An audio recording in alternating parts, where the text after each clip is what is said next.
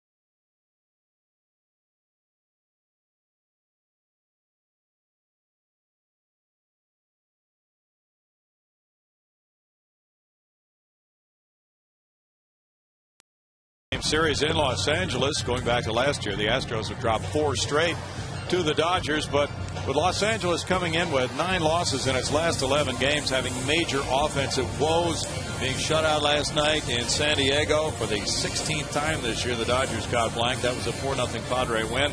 The Astros are back home, and they have climbed above 500 in this ballpark now for the season at 35-33. Chris Johnson and everybody looking upbeat on the Astros bench before Game 1 of this 4-game series. And the Astros winning 13 of 17 before today's great come-from-behind Rockies win. It was the Astros and Rockies tied for the best record in the majors over that period of time. So for Brad Mills, a chance to really watch his club play some good, sustained baseball, and that's what he has liked in recent weeks, J.D. Yeah, it's been fun to watch. You know, As things were spiraling downhill there earlier in the year, it looked like this team's not going to be any fun to watch for the rest of the season. But the way they've turned it around, the pitching's been very good. The bullpen's been good, and they've had enough hitting to win a lot of baseball games, and that makes it fun. The starting lineup for Joe Torre's Dodgers is brought to you by Capital One. Scott Pasetnik leads it off. He's in left field with Jamie Carroll at shortstop. It's Andre Ethier in right field. James Loney of Houston is at first base with a good career average at Minute Maid Park. Russell Mitchell gets the call at third base with Ryan Theriot at second. Trent Olchin is the center fielder. A.J. Ellis the catcher for Ted Lilly. Not exactly your grandfather's Los Angeles Dodger lineup. Bud Norris for the Astros tonight. He's 6-8 overall. His last 8 starts. He's 4-1, a 4.22 ERA. The Astros are 7-1 in those 8 starts. Last couple times out, not quite as sharp. He allowed 5 runs to the Mets 2 starts ago in 5 2/3 innings. And last time out in Arizona, 8 hits, 5 runs in 4 2/3 innings. Defensively, the Astros with a little different look tonight. After the late night last night, Brad Mills changes it up a little bit. Bourgeois gets a start in center. Jason Michaels gets a start in left. Carlos Lee slips back into the infield picture over there at first base. The tandem of Norris and Quintero pitch and catching. This Astro club has really been clicking. Winning some very tight ball games lately with a 49-39 record since the 1st of June. Norris gets the ball back, and it'll be Pasetnik to lead it off. Tomorrow night, a big night for harmonica players. Really? Yeah. What do we got? We're going for the world record for the largest ensemble song. Astros fans will have 10,000 harmonicas. Wow. That is big. It'll break the Guinness Book of World Records crowd for a harmonica ensemble. It's currently held by organizers in Hong Kong. They're going down. But Norris is going to work. Here is Scott Pasetnik. Chance to witness a little history here tomorrow night.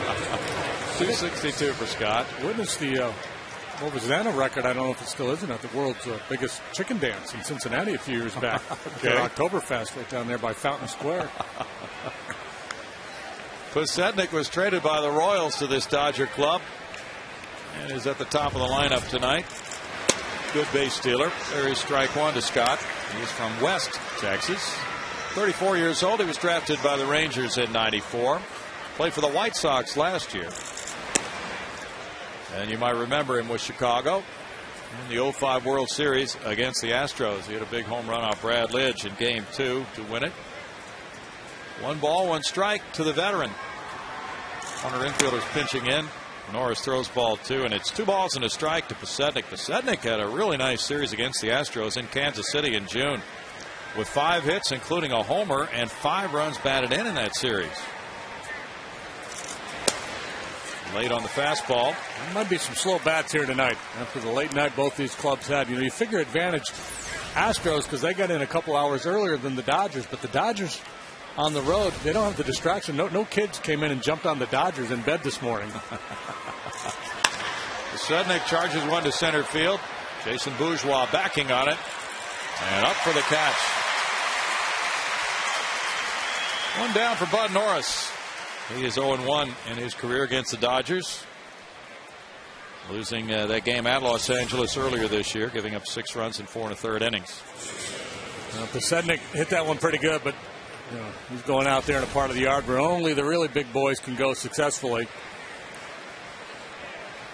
Now Jamie Carroll, he was the first man the Dodgers signed last winter, and he's really paid off with a .291 average. No homers, 21 runs batted in for Carroll.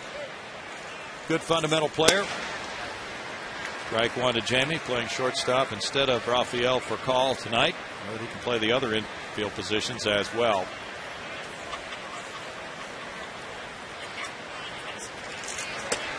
Carroll takes a high rider. He's from Evansville, Indiana. Went to the University of Evansville. Jamie, 36 years old now. Played for Cleveland last year.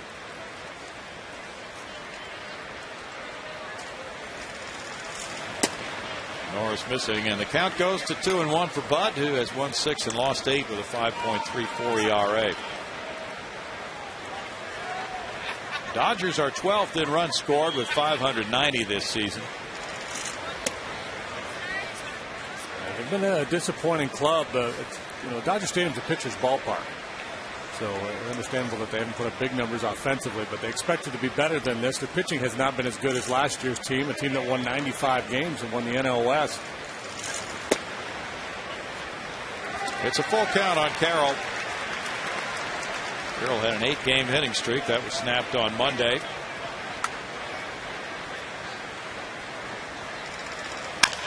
He grounds this one on a long bounce. Chris Johnson to his left, low throw and juggled safe at first.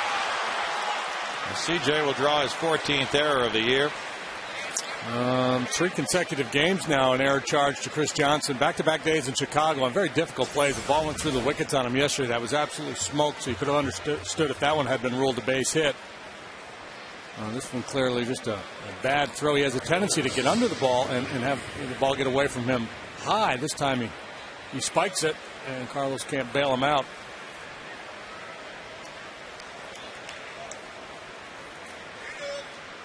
Carroll's aboard. Ethier's the batter. Andre with 20 homers, 72 runs batted in. Hits the first one, and it sends Jason Bourgeois back into left center. Bourgeois looking up, and that ball's a home run. 2-run shot by Ethier. He hit that ball a ton. Just to the left of the 404 sign. The line comes down, and that yellow line was just left of where the ball landed for the 2-run shot by Ethier, making it 2-0. Ethier had the day off yesterday in San Diego, and boy, he juiced that one. 21 homers, 74 runs batted in for Ethier now. Ball has tremendous carry. Runs a fly ball pitcher, very aggressive, challenging Ethier there with that fastball. And I talked about only the big boys can go to the big part of the yard here. Ethier qualifies. Houston native James Loney looks at ball one. Loney with a .274 average has 9 homers. He's driven in 80 runs. He's 4th in the league in doubles with 37. Pretty. A little changeup right there. Loney went to Elkins High School, where he hit .409 as a senior.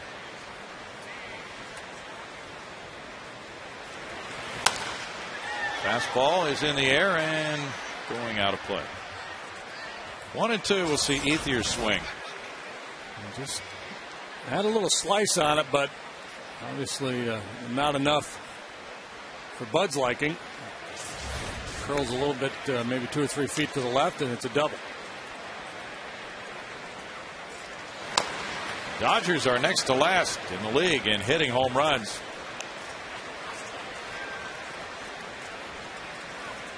One and two to Loney. Loney, a first-round pick in 2002 of Los Angeles. He drove in 90 last year, so he would be on a pace to do that again this season for the 2nd straight year for the Dodgers. But the walk to strikeout numbers not as favorable for James as they were last year when he walked 2 more times than he struck out. This season, 44 walks, 84 strikeouts for James. And it's 3-2 to the first baseman. It hasn't hit for the power that the Dodgers were hoping. Again, Dodger Stadium's a tough place to leave, but just 9 home runs from a first baseman who plays every day. They'd like to get a little bit more than that out of James. He has hit 37 doubles. Struck him out. Bud featuring 2 very good changeups in that sequence. Strike 1 and then strike 3. Watch the movement on this one. And trying to go in. But it's probably 10-12 miles an hour off his fastball, and very good running action. Now 25-year-old Russ Mitchell playing third base tonight. And the bat flies out of his hands on strike 1. Mitchell was 0 for 2 in the game last night in San Diego. That was his major league debut. He started at first base in that one.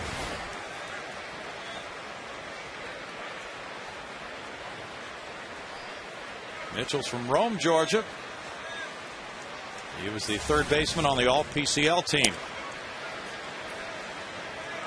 He was the MVP of the Albuquerque club, voted by his fellow players and coaches, hitting .315 there, 23 homers, 87 runs batted in 127 games for Mitchell.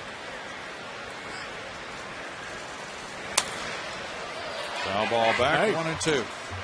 Oh, went next door in Steve Lyons' booth, Dodger Television. Got a piece of his monitor.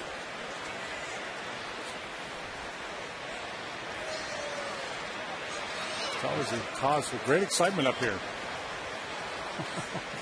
Waving the white flag. Yeah, we don't get many up here. Fly ball to center. Bourgeois waiting.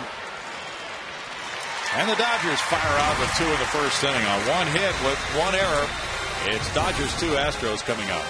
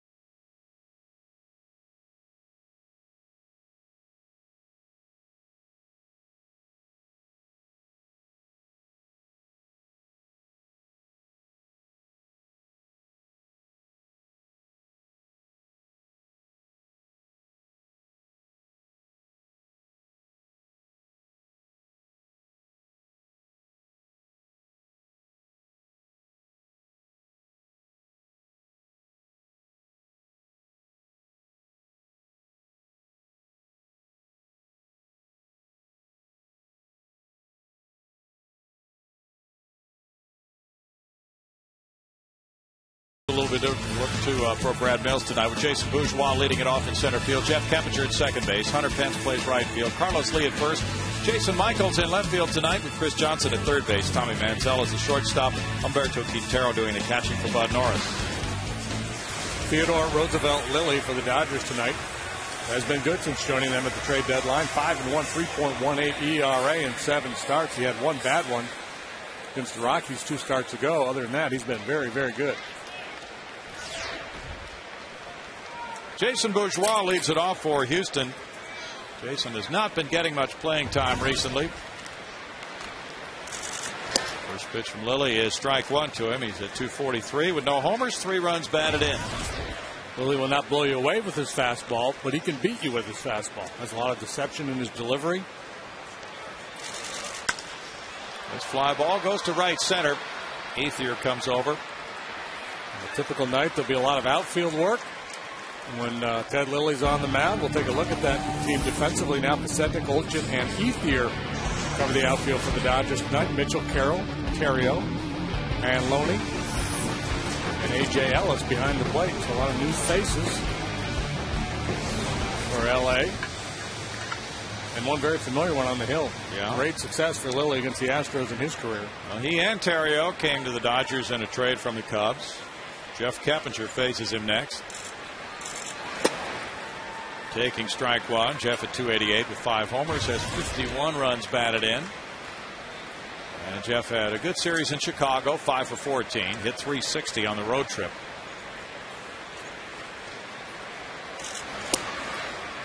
Lilly eases it in there, and it's no balls, 2 strikes for Ted. 7-1 lifetime against the Astros. That 2.19 is his best ERA against any club.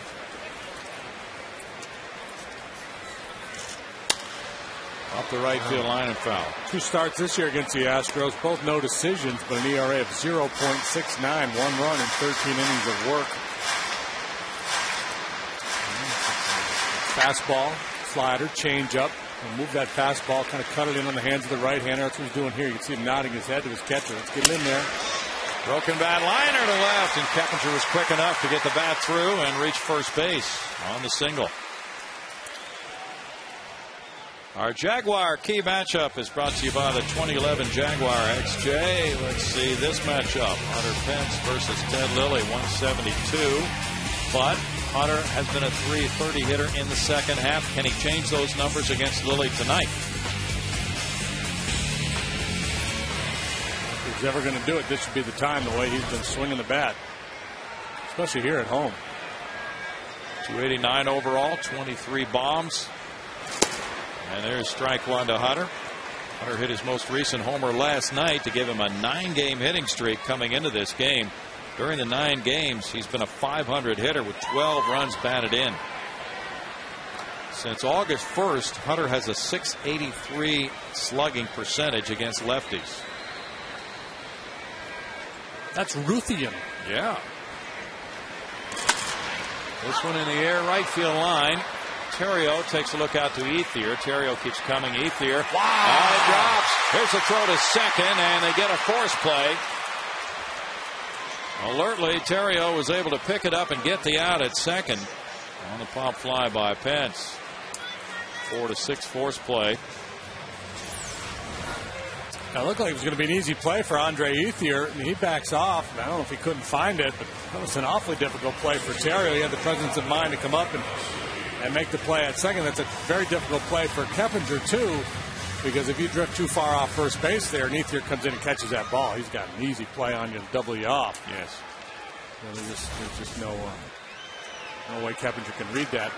Advantage Astros here to some degree in that Pence is a base stealing threat, whereas Keppinger is not. And Ted Lilly has been easy pickings in his career to run on, especially this year, 16 out of 17. Well, for a lefty, he does not hold base runners well at all. A.J. Ellis has thrown out 17%. Carlos Lee, the batter. Strike one to Lee, a .243 hitter with 20 homers, 82 runs batted in for Carlos. He was 1 for 12 against the Cubs since the 28th of July, contributing 34 runs in 38 games, tied for second in the majors.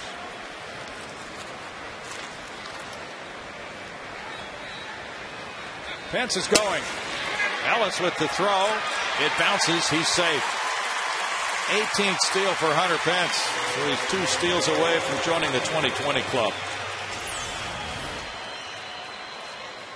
The slow delivery of Lilly allows Pence to get a pretty good jump there. Not a bad throw.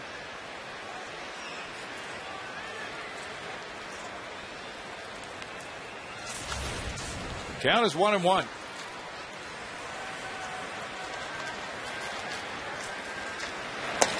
In tight.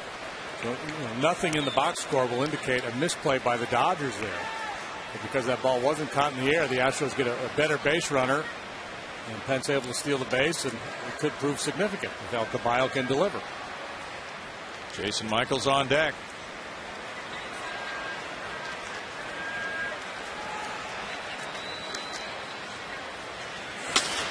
Fly ball to left center. Elton back. And in the first for Houston, it's no runs ahead. A runner stranded in scoring position, 2-0 Dodgers after 1.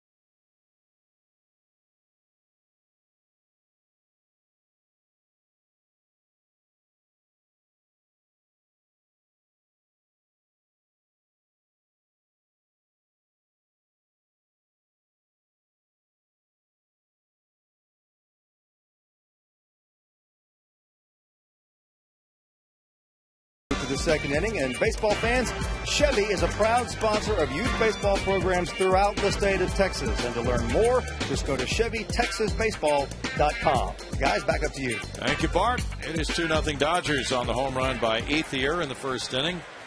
Bud Norris faces Ryan Theriot, the former Cub now, who was traded in that deal with Lilly for prospects when the Cubs and Dodgers got together. That's strike one to Theriot, a .283 hitter with 2 homers. He's driven in 29 runs. Had 516 at bats this year. It's a 1-ball, 1-strike count. Bud Norris is 3-4 here at Minute Maid Park this year with a 5.23 ERA and 11 starts. Sliders hit to right field. Hunter Pence in position, 1 out. AT&T has trivia just for you tonight. Name the only 5 players to be teammates of both Bud Norris and Ted Lilly.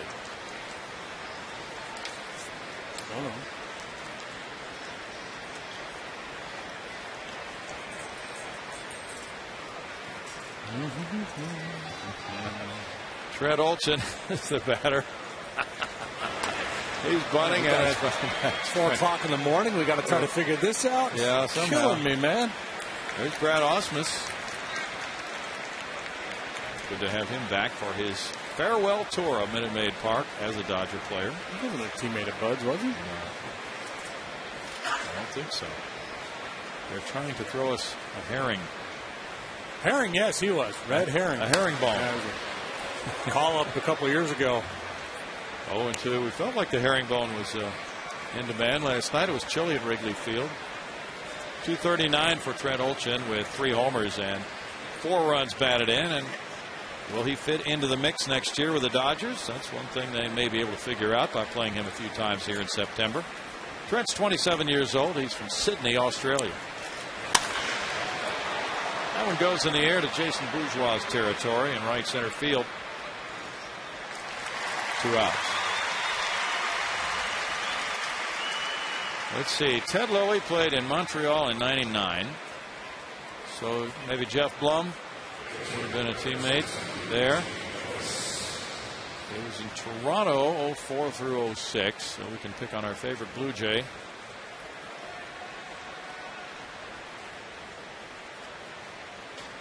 A.J. Ellis is the batter. Are we trying to figure out teammates of Bud Norris and Ted Lilly? Yeah. Ellis, 29 years old. He's from Cape Girardeau, Missouri. Had only 10 at-bats last year with the Dodgers. He went to Austin Peay. Nelson Figueroa, we could just throw his name out there. He's played for a few different clubs. Yeah, we could do that. Gustavo Chacin was a Blue Jay. I think you may have hit on one there. Chacin. 3 balls, no strikes for Bud, the 25-year-old from Novato, California. Don't let this guy get away. Got the pitcher on deck. You want him leading off the next inning. 3 in a row right down the channel. Whoop. And it's a 2-out, 4-pitch walk. It's the old pink elephant walk. 2 out, nobody on. Mentally start to, I'm in good shape here, and then just kind of lose focus a little bit. Well, let's find out who these guys are. All right. We're dying to know. Blum, Chacin, Russ Ortiz, Kevin Cash, and Miguel Tejada. Oh, okay. Ted Lilly has 2 hits and 46 at-bats. An 0.43 average for Ted. Ted's 34 years old. He's from Lanita, California. Went to Fresno City College. Here's ball 1. And he looks back at the home plate umpire. Gary Darling tonight. 111 career hitter. Lilly has won 111. And that's his career batting average. And he's lost 93 in his career.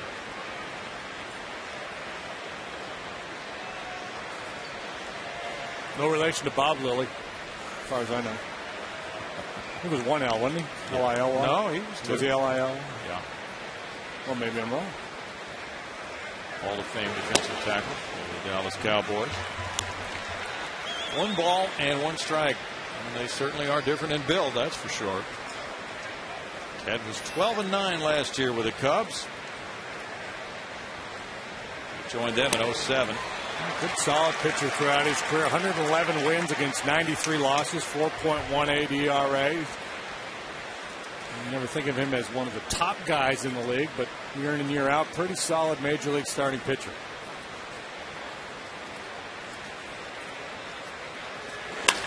He punches one to left. Michaels was in shallow. He comes in for the catch. And in the second, it's no runs, no hits, and a man stranded. 2-0 Dodgers.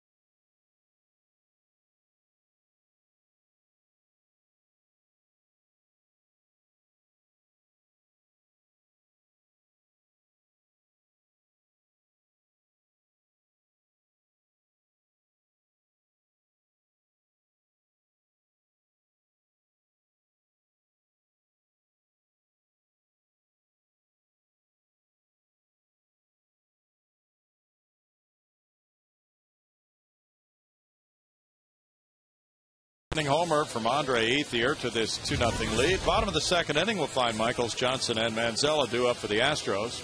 Earlier today, Felipe Paulino, through a simulated game, apparently did not go quite as well for Felipe as the game that he had thrown a few days ago, but the plan is to try to get him back in at least one game, if not a few, before the end of the season now. Jason Michaels, 252 with 7 homers, has 23 runs batted in. In terms of the pitcher for next year, I don't think it's really meaningful whether Paulino pitches in another major league game this year or not. But just for the kid, you put in a lot of work, you try to get back. It's a nice reward to, okay, I got back out on the mound. You have 1 or 2 good outings. You can go into the offseason. He's feeling good about that. One ball, 1 strike to J. Mike, who did not play in the Cubs series as far as getting an at bat. He was 1 for 4 on the road trip. This is his 11th start at left field. The fact that Carlos Lee has played more first base has enabled Jason to move into the lineup as the left fielder. All right-handed bats for the Astros tonight. And when you look at the numbers, that really is doing Ted Lilly a favor. Right-handed hitters hitting just .211 against him. Lefty's .276. Here's Felipe. Out on the bump earlier this afternoon. There were some hitters in the cage trying to get hits off Paulino as he works his way back to the mound. Strikeout for Lilly. That's number 1 for Ted. As advertised, doing a lot of good work up with that high fastball. Looks awfully good, but the hitters they don't get it started early enough. Goes up on the radar gun at 88 miles an hour, and you think, my goodness, they're swinging through better high fastballs at 88, but it's the deception in his delivery that makes that fastball that much more effective. Chris Johnson. Strike 1. 324 for CJ. 7 homers, 39 runs batted in. He went 4 for 10 in the Cubs series. And he was saying initially he had planned to play winter ball this year, but now will not. He gets a breaking pitch, and it's 1-1. Wants to stay close to the family this winter, and actually the way it's worked out, he need not play winter ball because he's had a lot of at-bats this season. Foul tip there makes it a 1-ball 2-strike count to CJ. The Astros offense has picked up the pace quite a bit since the All-Star break, hitting .264 as a team. They were hitting .238 at the break. Man in the batter's box, one of the big reasons why CJ's average has come down a fair bit, but it would have been very difficult to maintain the pace he had established early on. Still hitting .324. That leads all National League rookies with at least 200 ABs. Lilly strikes him out. That's 2 in a row for Ted. Go up with the fastball, down with the breaking ball, change planes, change angles. This Day in Astros history is brought to you by the MD Anderson Cancer Center, making cancer history. On this date in 1967, Jimmy Wynn hits his 34th and 35th home run. Becomes the first Astro to reach a 100 RBIs. It's a 5-3 win over the Dodgers. That factoid comes to us from AstrosDaily.com. And he later joined the Dodgers. Ball 1 to Tommy Manzella. 224 for Tommy, 1 homer, 18 runs batted in. Tommy had some good swings last night. He went 2 for 4, single and a double, scored 2 runs. Yep, been swinging the bat much better since coming off the disabled list. His shortstop play has been very, very good. Made 1 error in the last 39 games. He had 7 errors in his first 34 games. A number of really nice plays.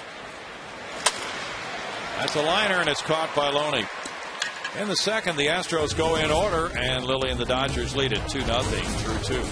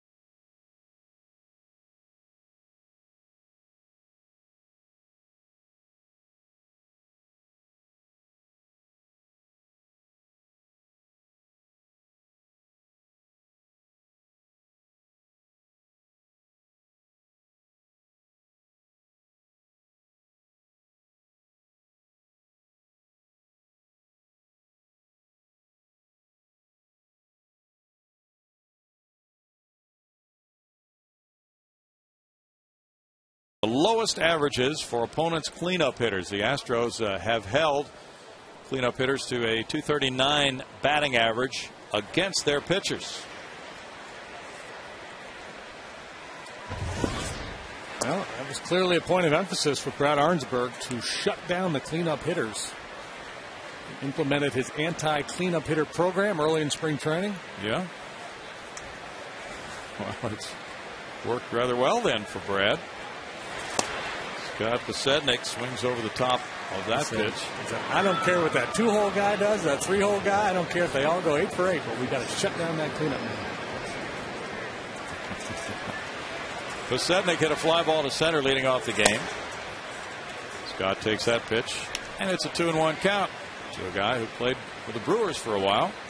He's been coming here for years and back to his native state of Texas. He's had a lot of good games. .293 lifetime against the Astros. Fouls it back Opposing players have been known to go into their manager before a series against the Astros.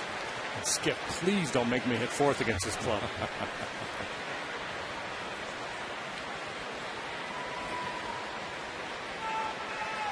Bezetnik's had a little bit of a reincarnation. He was out of the big leagues there for a while. Still has a little gas left in that tank. And a swing and a miss strikes him out. Number 2 for Bud Norris. Same pitch he got James Loney with. Changeup moving down and away. I'll say it pretty much every time Bud pitches, and I'll say it again here tonight. He has pitched better than the numbers at 5.34 ERA. A little bit misleading. Strikeout rate is very good. He's had some games where he's given up a lot of cheap hits. He's still not a completely polished stone.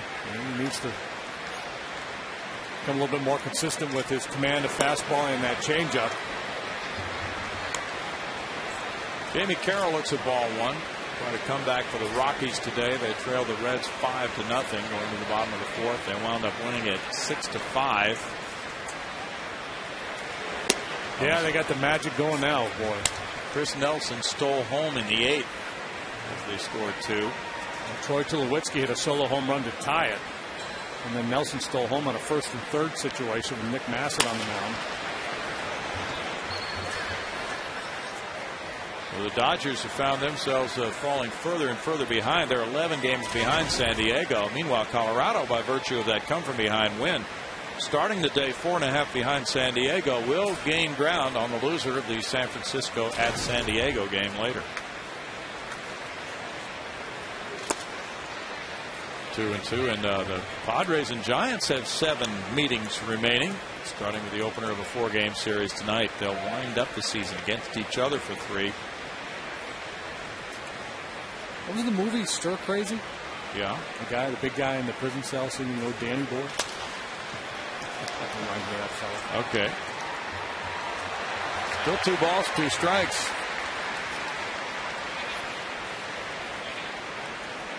Buying into this whole Mike Kawadi, Brad Mills thing.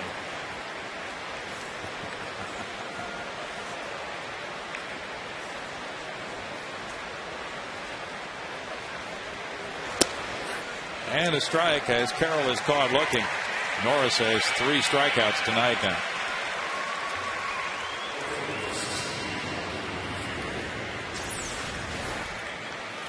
Well, trying to go down and away with the slider, and it kind of squirted out on him, but it just kind of hung on to the inside corner, so he got the call. Didn't make the pitch he wanted to make. But he will not quibble with the result. Norris's last win was against the Mets here on the 19th of August. Ethier ripped the home run to left center off him. There's ball 1. That followed the error by Chris Johnson, so of the 2 runs, 1 was earned. And the Dodger first. 50 pitches for Bud Norris. Astros starting pitchers have really done a sensational job in recent weeks with a 2.49 ERA the last 28 games. And the Astros are 18-10 in those 28 games.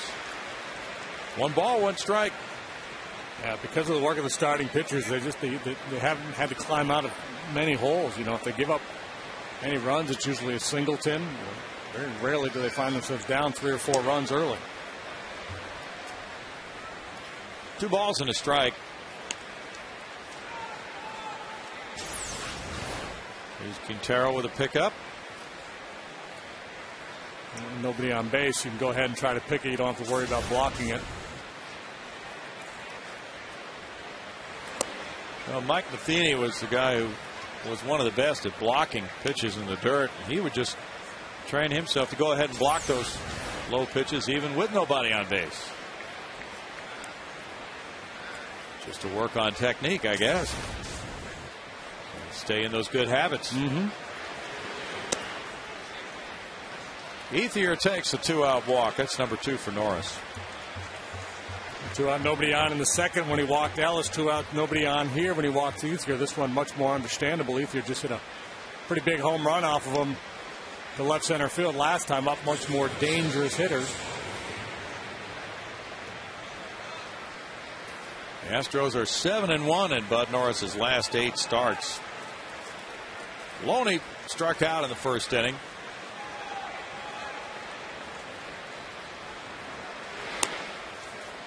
A little low for ball 1 to Loney. Texas 4, Toronto nothing. They're in the top of the 6th at Rogers Center. Rangers sporting a 7-game lead on Oakland in the AL West.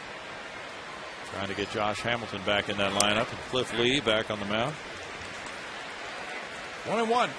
Looks like the Cardinals are going to be able to take advantage of the Reds' loss today. They have a 8-3 lead over Atlanta after 5 down in Atlanta. Braves scored 3 in the first, but it's been all Cardinals since then.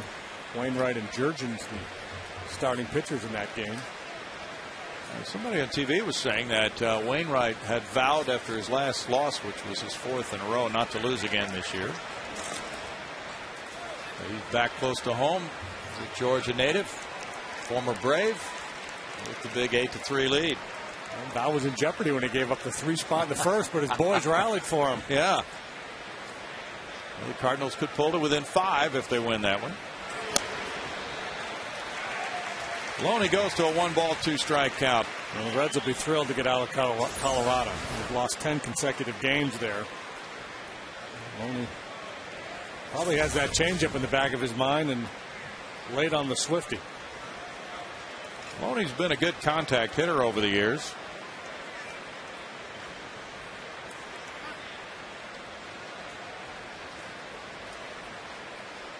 Norris last year won 6 and lost 3 for Houston. Open in with a heater.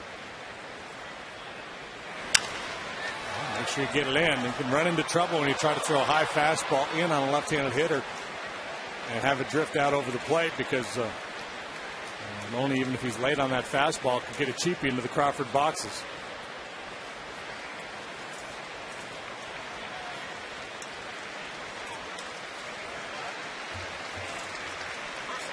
Toss over to first, and Ethier draws some attention. He is 2 for 2 in steals.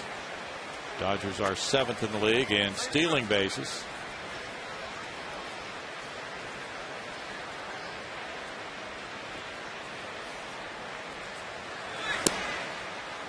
Now it's 2-2. You know, Bud sometimes gets into a problem where he'll get a little leaky with his front side. His front shoulder will fly open a little too soon.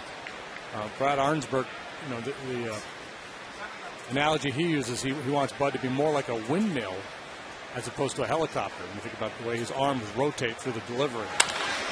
Liner to right. Hunter Pence goes over to try to cut it off, but it gets to the wall. And now Larry Bowa is going to hold the lead runner, Ethier, on a double by Loney.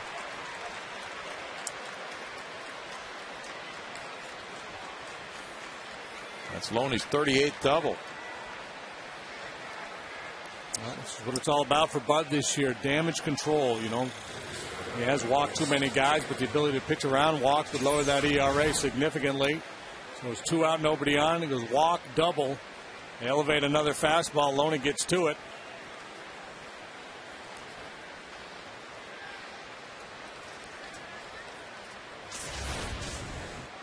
And he faces Russ Mitchell. Mitchell, a 15th round draft choice by the Dodgers in 03. And these are the critical at bats.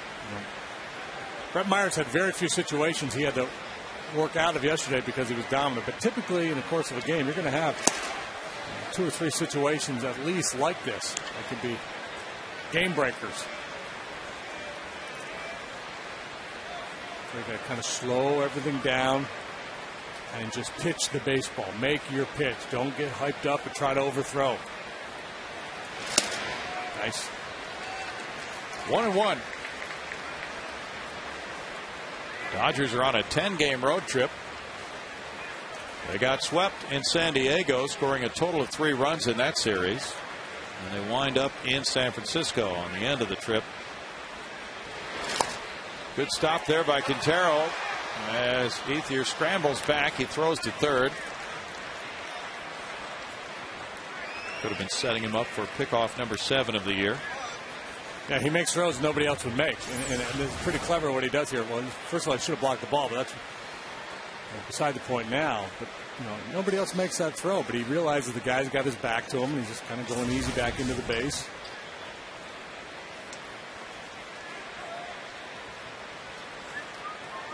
Big situation here for Norris, trailing 2-0, 2 men in scoring position. Terrio's on deck. Now he's behind Mitchell. I don't know if you would ever describe a catcher as mischievous. Maybe. But that's what Q is. Yeah. He's looking to catch somebody unaware. Well, he's caught a few unaware this year. Fly ball. Michaels in left. And there's some damage control for Bud Norris. It's no runs a hit. 2 men stranded in scoring position. Dodgers lead it 2-0 in the third.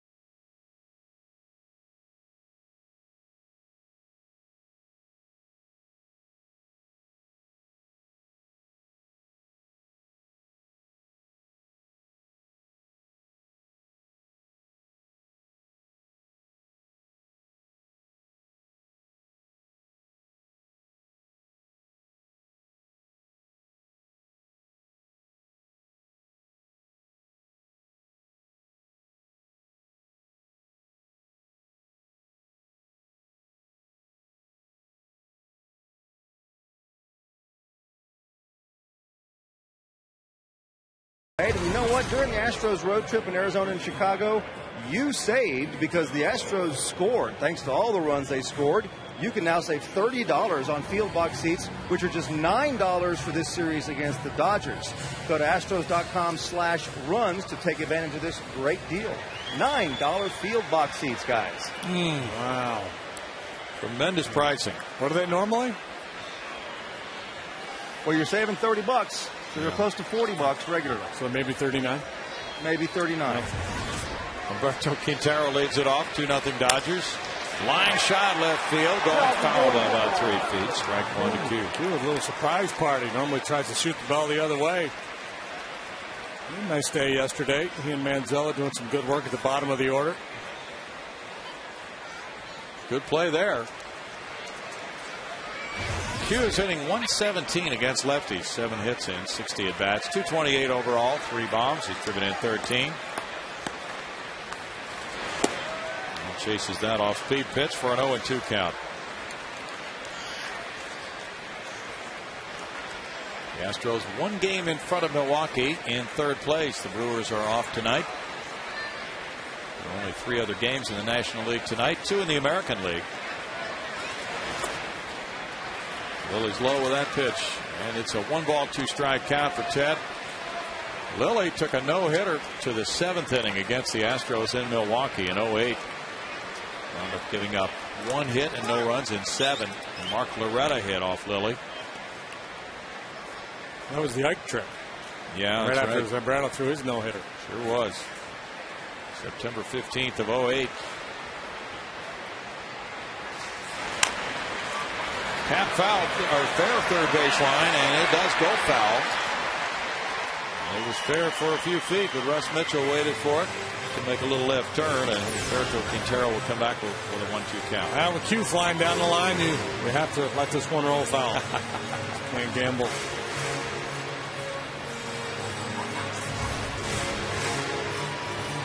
Bud Norris next, so Q would like to reach base, allowing the pitcher a chance to bunt him over. The Astros have not beaten since Ted Lilly since the 05 season here at Houston in June.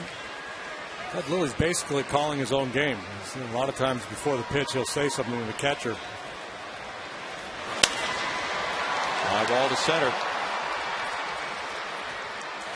Old chin over for the catch. I'm pretty sure that time he said 4. Okay. You know, a lot of times we'll catch a pitcher looking at his catcher and he'll say, you know, fastball, or he'll nod his head like he wants to go to one side of the plate or the other.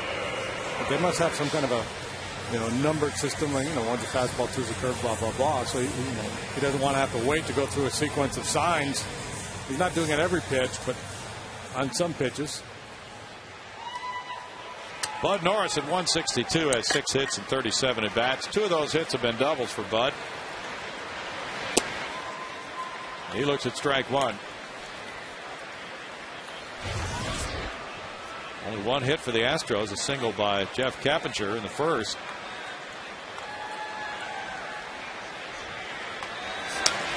I give Bud my Astro pitcher most likely to go deep, other than Gustavo Chacin award.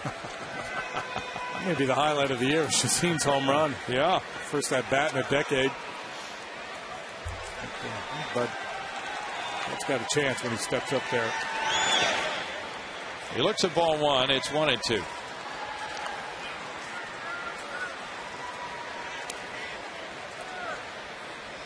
That Cardinals-Braves game, it's 8-3 after 5 in Atlanta. Skip Schumacher hit his 5th off Jair Jurgens.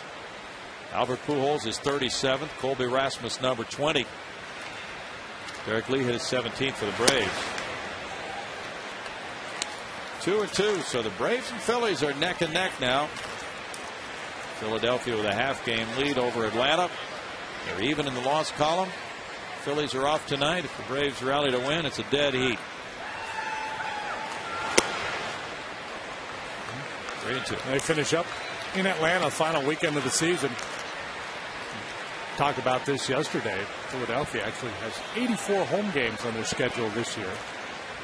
Everybody else plays 81. I shouldn't say on their schedule, but the 3-game series that was scheduled for Toronto, scheduled in Toronto against the Blue Jays during interleague play, was shifted to Philadelphia because of the G20 conference in Toronto. That's a huge advantage. Sure it is.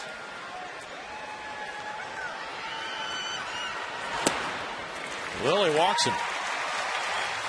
Second Houston base runner. First walk for Lilly.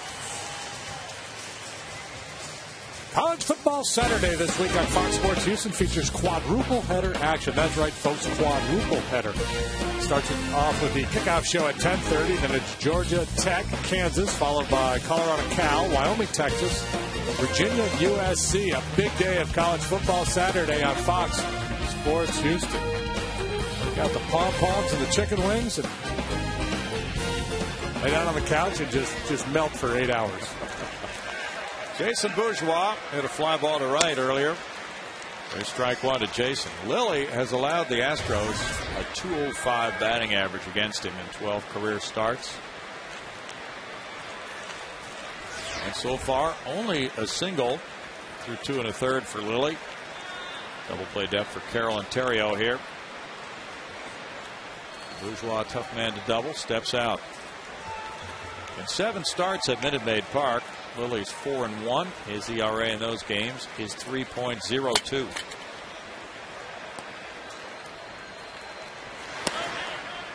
Strike. This current crop of Astros hitting .222 against him.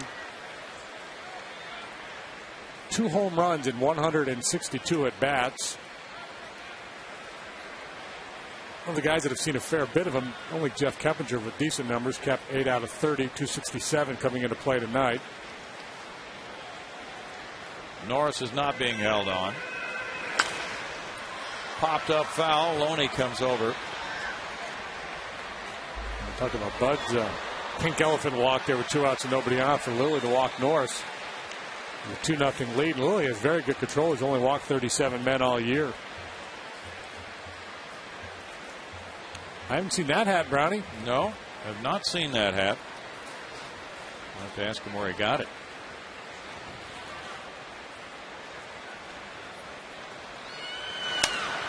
Bourgeois, it's a foul ball, keeping the count at 0-2. He did the interview on Astros Live with Greg Lucas, talking about his sparing playing time lately, but he completely understands the team's been playing well, and he's been biding his time.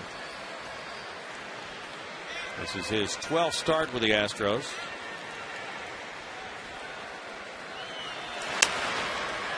And pops this one back foul. He's a smart guy. He's been around a little while. And, a player in his situation, if you are a smart guy, you realize that grousing about playing time is pretty much your ticket out of town. Yeah. I mean, you just got to hang in there and battle and be ready to play when called upon.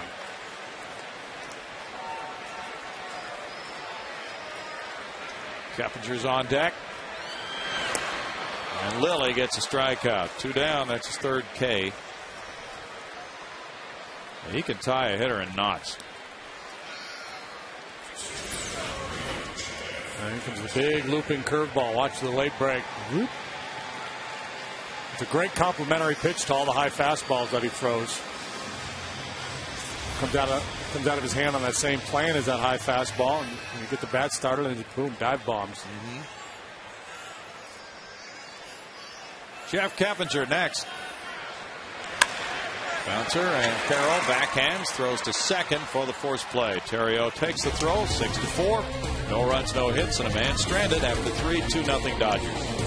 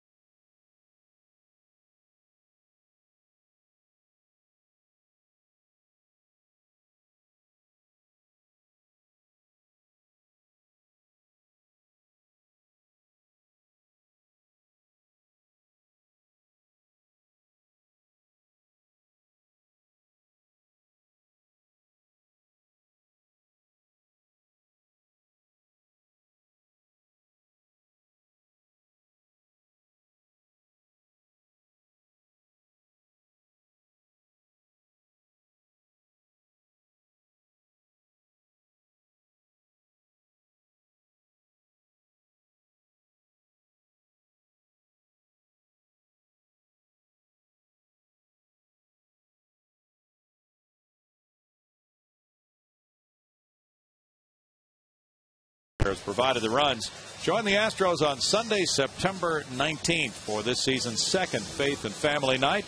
After the 105 game against the Reds, stick around for the event, including a concert with Mercy Me. Tickets start at only $7. Visit astros.com/mercy for tickets. Well, the Astros announced today a realignment of baseball operations responsibilities. Ricky Bennett is moving from assistant general manager and director of player development to the role of director of professional scouting. What's he got going there, JD? He's got some pretty solid moves, Brownie. Yeah. And Fred Nelson will move from director of professional scouting to director of player development. And Terrio, it's a foul. There's strike one. So that's an exchange of duties, it would seem. Nelson will assume his new duties on an extended interim basis. Changes being announced by general manager Ed Wade today. And also the Astros will not renew the contracts of Britt Burns, the minor league pitching coordinator, Mark Bombard, the AAA manager, Wes Clements, the AA manager, and minor league coach Pete Rangtot, and minor league medical coordinator Pete Fagan. Those changes announced today. 0-2 to Terrio. He loops one on the right side. Keppinger back. One down for Bud Norris, who has to hang in there and hope for run support tonight. Yeah, and he could use a quick, efficient inning here. He's not had a 1-2-3 inning yet. Pitch count starting to climb up on him a little bit. Get the next two and then have Lilly scheduled to lead off the fifth. That would be the plan. Yeah. Trent Olchen coming up now. Getting a shot in center field with Matt Kemp resting tonight. Olchen was signed as a free agent by the Twins in 01. Then he was with Arizona. Had 70 at-bats with the D-backs last year, hitting .243. And he had his major league debut last year against the Astros and became only the 5th player in the last 60 years to hit a homer and steal a base in his major league debut. And quite possibly the only one from Australia to do that. Yeah. A little strolling time on the concourses. Yeah, it's a good place to get your exercise in. It's so hot outdoors. Come here and walk the concourses. Yeah, and you can keep your eye on the game.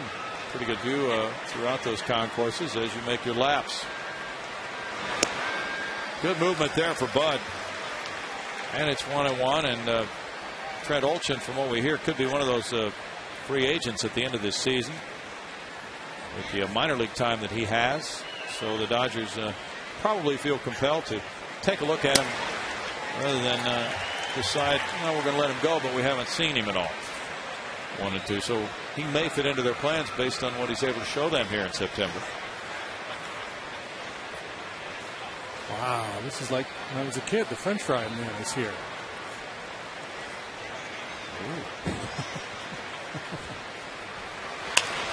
Fouled away. This season better end soon. Well, you know what's coming tomorrow night? Death by Chocolate. Really? Is coming back by popular demand. Arthur just popped into the booth from Arthur runs the press dining here. And he's always hooking us up with a big thing of fries here, Brownie. Oh, look, they smell really good. Yeah. Tell you what, you can just take this half inning off. Take the whole year off is what I've been doing. Come on. 2 balls and 2 strikes. Well, you've got some buddies coming up, and they want to visit. And got a white shirt. This could be problematic. Yeah. It's always a challenge doing games. Little tapper goes foul, and it's 2 balls, 2 strikes. Now, Steve Lyons, who's next door in the Dodger TV booth, was reunited with Jamie Quirk during batting practice tonight. He said, well, Jamie was the one who actually gave me the inspiration to play tic-tac-toe on the field when I was a first baseman. Oh, really? Yeah.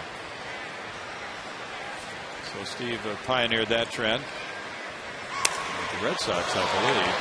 That's a splintered bat and a foul ball. This was making the rounds, delivering fries to all the booths. I remember Willie Stargell was doing that too. Yeah, that's true. He did, yeah. And then he'd write notes for the other first baseman. Steve said, well, we were 20 games out and it was September and I needed to keep myself mentally in the game. 75 pitches for Bud Norris. With those numbers. And the Dodgers have pitched pretty well themselves, but they have been plagued by a lack of run support lately. They've lost 5 in a row, and in those 5 ball games, a total of 7 runs scored for L.A.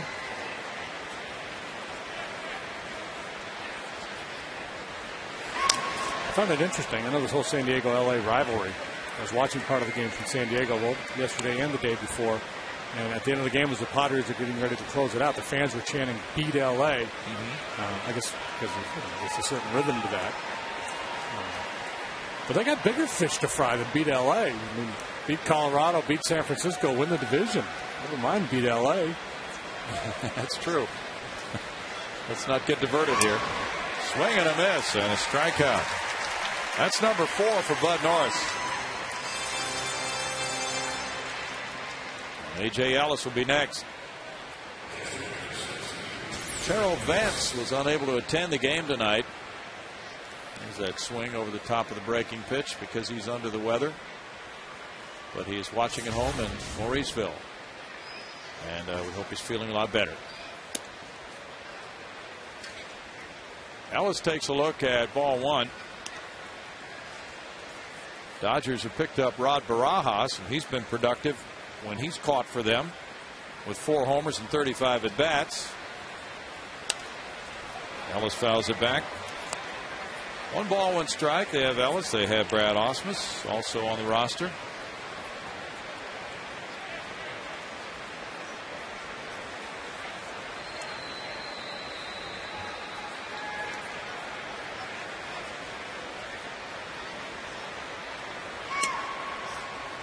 It's 2 balls and a strike with Ted Lilly in the on-deck circle. Lilly, of course, flew ahead of the Dodger club, so he didn't have to go to bed at 6 o'clock this morning or whatever time they got in. But Bud Norris flew with the Astros to Houston. 3 balls and a strike.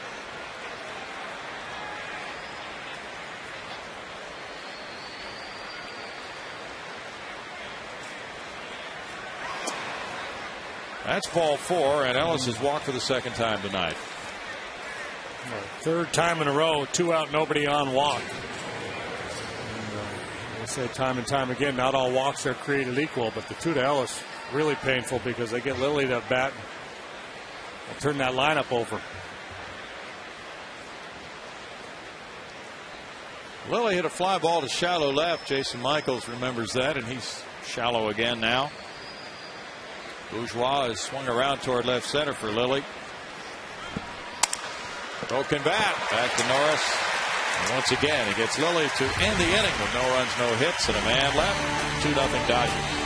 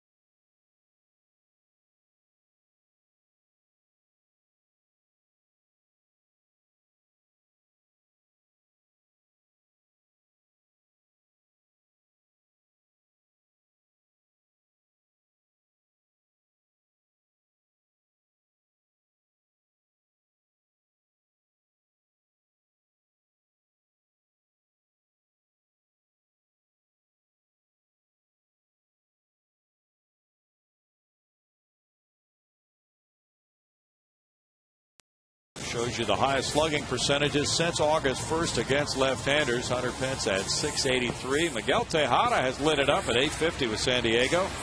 Then it's Troy Tulowitzki, Albert Pujols, and Logan Morrison of Florida.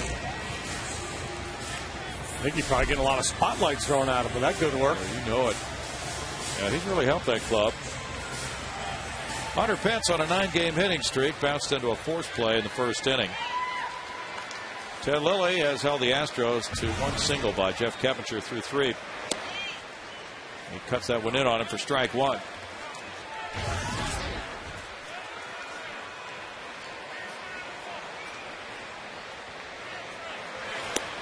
And loops the curve, but it's not in the zone. It's a 1-ball, 1-strike count.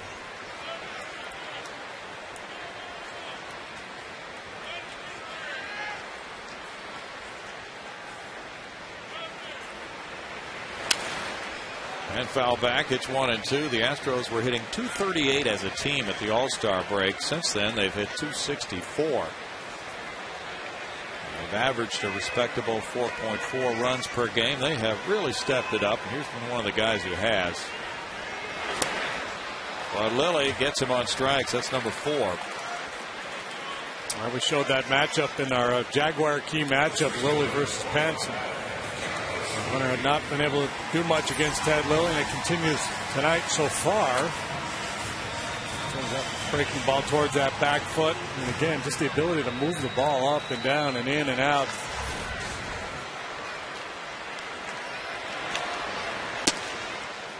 Carlos Lee looks at ball one. Only might remind you, if you remember Fernando Valenzuela, just a little bit of Fernando. The way he turns his back, kind of tilts his chin up a little bit. 2 balls, no strikes. Fernando with a great screwball. Yeah, the similar idea with the kind of turning the back to the plate, hiding the ball well. Fernando had a good fastball, but not a great fastball. Same with Lilly. Diving Carroll unable to prevent the single up the middle by Carlos Lee. Hit number 2 for the Astros. Just got it by Carroll. Fernando Valenzuela, the opening day starter for Tommy Lasorda's Dodgers in '81 as a rookie. Came out of the gate 8-0 with 5 shutouts. About halfway through that, Fernando Mania was in full swing. It really was. Good effort by Carroll. Well, Lee did not pull that pitch. Now Jason Michaels, who struck out in the 2nd inning.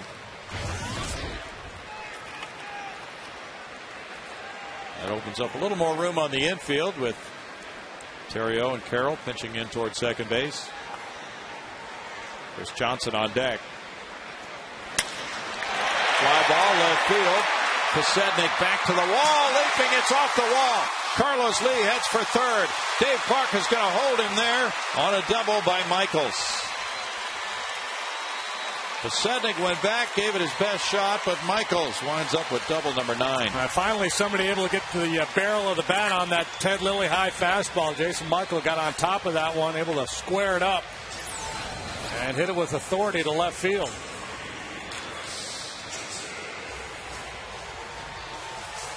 Pasednik playing left field with center fielder's speed, able to get back there, but just not able to elevate high enough to haul it in. Well, first crisis point for Lilly here tonight. See how he responds. First time the Astros have put a man at second base, or third base rather, and it's Chris Johnson batting now with a strikeout coming his way in the 2nd inning.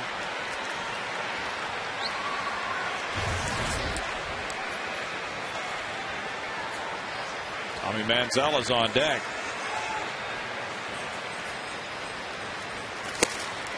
Strike one to Johnson, who's hit .349 with men in scoring position.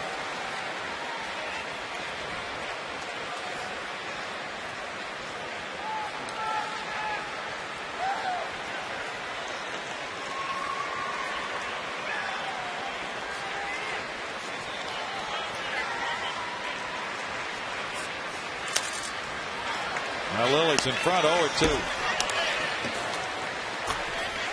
Ted Lilly, the type of guy that will cause a lot of damage in opposing dugouts and clubhouses and runways in between, because hitters think they should be able to get to him. And they keep flailing at the high fastball. That leads to frustration. Got to snap the bats. Well, you were speaking about Fernando and what a sensation he was. Kaz Ishii won his first 6 starts as a Dodger. Lilly became the first Dodger since Ishii to win his first 5 starts with them. 1-2. Ishii created a buzz there for a while. There was no Ishii mania. No, there wasn't. There has not yet been any Lilly Palooza. But maybe.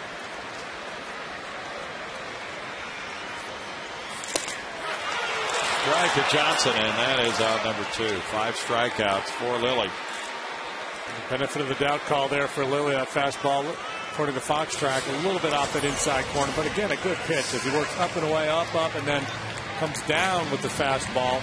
A lot of pitchers, it's the other way around. They'll get a head down and then climb the ladder with the fastball. Lilly gets you chase that high one and then locks you up when he comes downstairs with the little cutter on the knees.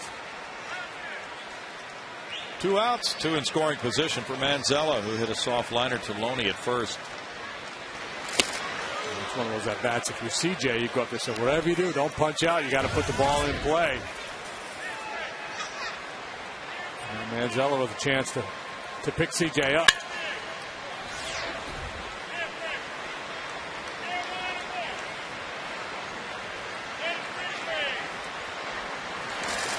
Chases the curve in the dirt. And it's 0-2 as Manzella walks away for a little regrouping time.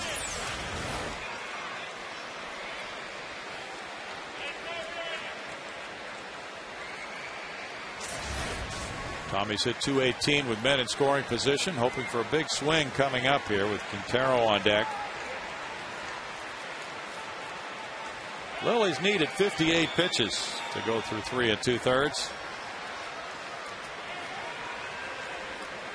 Part of the Dodgers, I would short Ethier up in right field here. No balls, 2 strikes. You know, a little single scores 2 here, and that's what I would defend against in this situation. Manzella doesn't hit for a lot of power. He's less likely to drive the ball down in the count.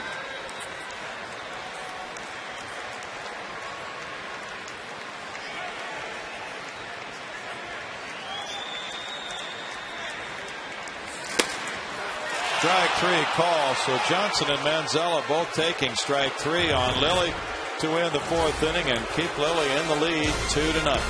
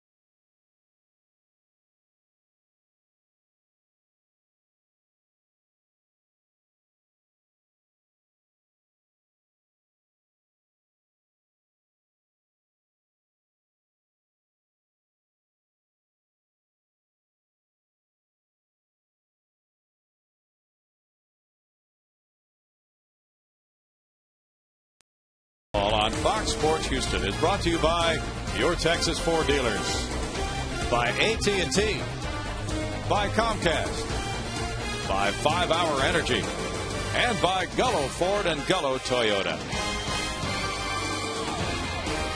A little head massage there. Other parts of the ballpark. Haircuts are happening tomorrow night.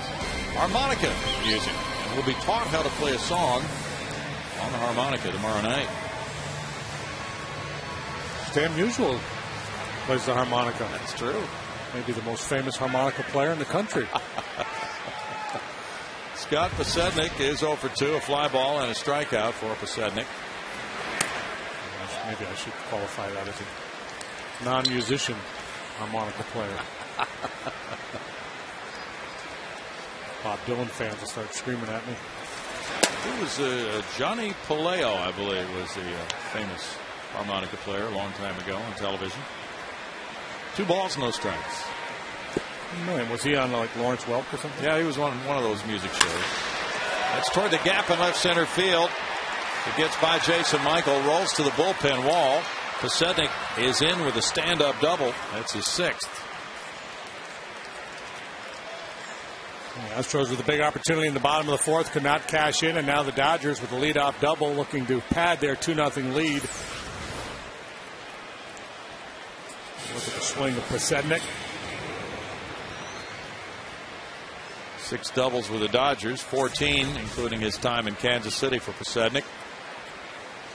That's hit number 3 for them. And Jamie Carroll is next. Reached on an error and he struck out looking. He'll be thinking other way here. He's thinking about a bunt. Yeah. That's ball 1. There might have been a cross up there just from the body language of Quintero.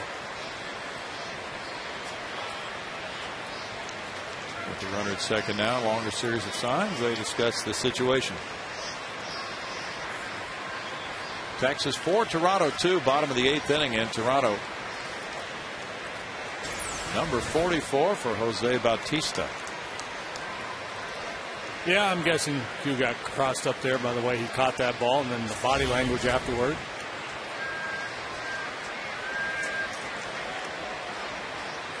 Bautista with 44. I think the Blue Jays record was set by George Bell, maybe 47 or so. All the way. Big year for Bautista. With a career best of 16 prior to this year. Right. Cute little guy. He'll come away with a nice little souvenir from this visit to Minute Maid Park.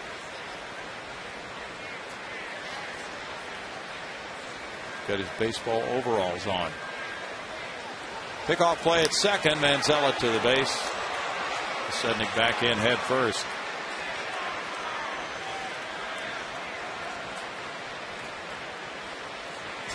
Boy, Sednick made a play. It was the last night or the night before I was watching the game from San Diego, and he went flying into the stands. Oh, yeah. Making a catch. Yeah, he sure did. He went in headlong. I'm not afraid to give up the body. Not a bit. Bunting, he fouls it. 1-2 to Carroll. Upset it himself, you can tell with his reaction to that. He's trying to push that ball out towards second base, thinking he could maybe get a base hit out of it. And if nothing else, advance Pasednik to third with just 1 out.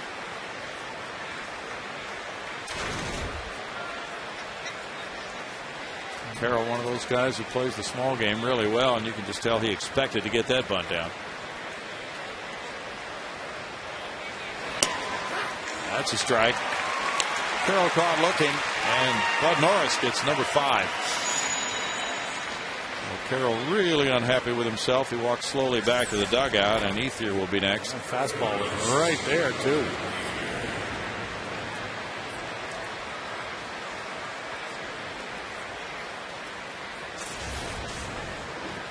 One down, Ethier ripped a homer to left center in the first and walked in the third.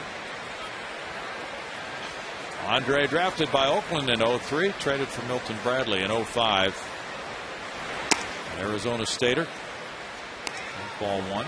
Sednick certainly capable of stealing a base, and if you're thinking about stealing third base, you'd want to do it with 1 out. But that's tough with a left-handed hitter and a catcher like Quintero with his arm behind the plate. And that's tough prospects trying to get that bag.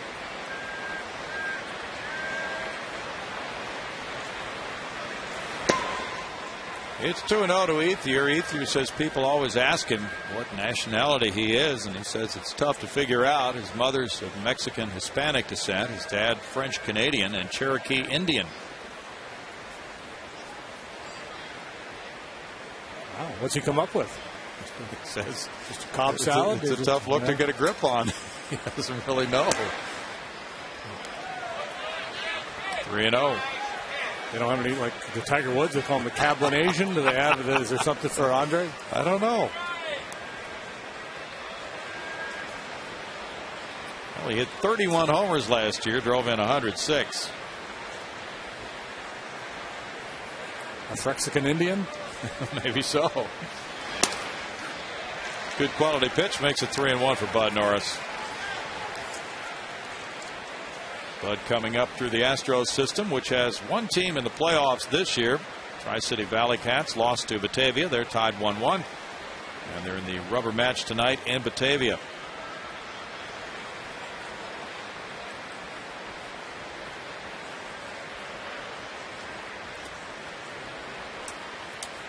The Dodgers minor league club, the Great Lakes Loons.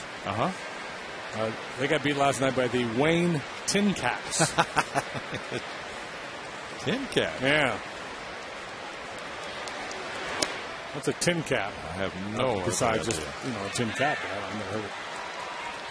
I haven't heard that one. But, 4 walks. Yeah, well, cautious there once he fell behind Ethier. Walked Ethier twice and Ellis twice for his 4 walks. And the walks to Ethier somewhat understandable. The ones to Ellis not tall. And again, like he had back in the 3rd, big critical situation now with Loney coming up and a couple men on base, but just 1 out.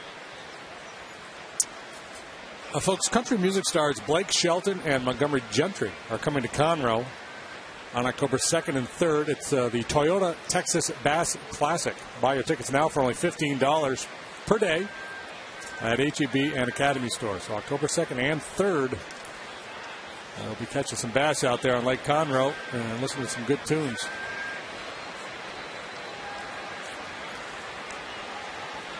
Brad Arnsberg visiting the mound. He's on his way back to the dugout with runners at 1st and 2nd and 1 out. Brad Mills' club trailing 2-0. Each club with 3 hits. And it's Loney who doubled to right in the 3rd after striking out in the 1st up to the plate. Loney pitched a 1-hit shutout here in a playoff game when he was in high school. Pickoff at 2nd, low throw. Manzella did a good job to go down and get that. They continue to work on Posednik. Well, Bud's got very quick feet, and he's got a very quick pickoff move. Well, we got a dangerous hitter up there, man in scoring position. Maybe worth taking a shot. Kind of stealing out on the bases.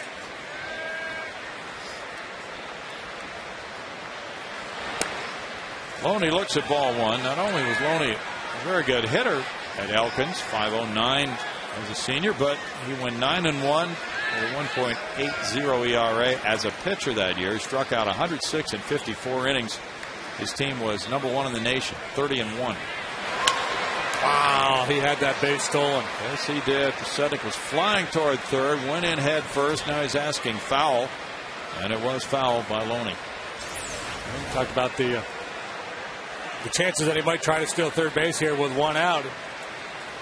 And it's dangerous with Quintero behind the plate and a left-handed hitter in the box, but he got a pretty nice jump, and they've been working hard. Throwing back there, Manzella sneaking in behind him, tighten him up a little bit. Jeff Fulcino's warming up. Norris has thrown 96 pitches. Bud threw 102 in his last start in 4 2/3 innings at Arizona. That's fouled. Strikeout pitchers typically run higher pitch counts, and because of the walks, that's been an issue for Bud this year. But he's got to find a way to consistently be more efficient.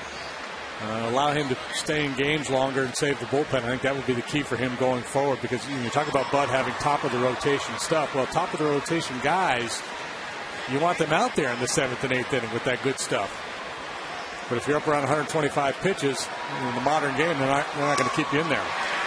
Loney goes for a high pitch and strikes out. That's number 6. Well, we're seeing the sort of the Jekyll and Hyde part of Bud tonight. He has walked 4, but he struck out 6. Yeah, and Brad Arnsberg said way back in spring training, talking about Felipe Paulino, and it applies to Norris too. Power guys, he gives a little leeway to in the walks department. Sure, you'd like to see him cut that down, but sometimes that's the nature of it. And when you're pitching away from contact, trying to throw the ball by people, you tend to run deeper counts and walk more guys. Russ Mitchell looks at strike 1. Mitchell's hit 2 fly balls that have been caught in this game.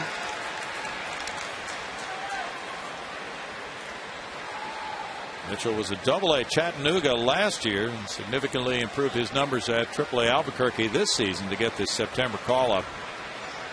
Looking for his first big league hit. He was up there in a critical situation last time, 2nd and 3rd, 2 outs. And flew out to left field, so here he is again. Under the gun.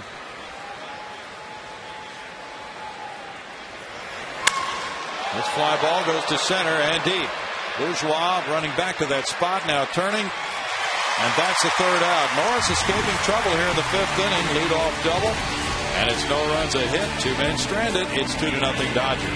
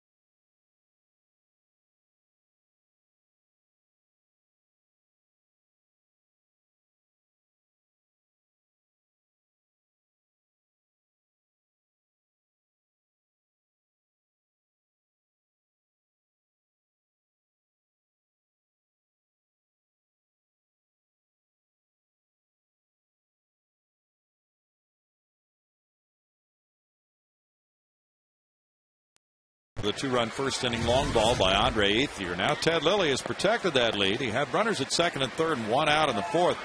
Wound up striking out. Johnson and Manzella both looking. Now it's Quintero in the home 5th. And bunting, he fouls at strike 1. And Lilly actually struck out the side in that 4th inning to give him 6 strikeouts and 1 walk for the first 4. When Ted got a no decision against the Astros and Brett Myers this year on July 21st at Chicago, gave up 1 run and 7 1/3. Had a 1-0 lead until the 8th when Pedro Feliz hit a pinch homer off him to tie it. And Cubs lost it in the 12th inning. No balls, 2 strikes.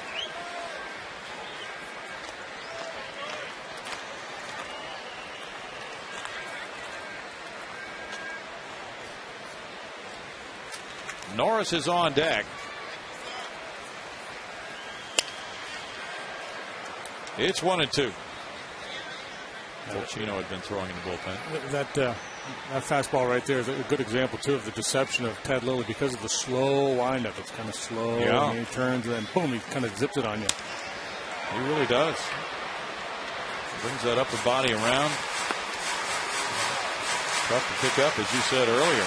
And you watch a guy pitch like this and you wonder, has he always pitched this way, or did some pitching coach get a hold of him at some point and say, you know, here's what you can do to be a little bit more effective. You don't throw real hard, but you put this little wrinkle in your delivery. See what that does for you.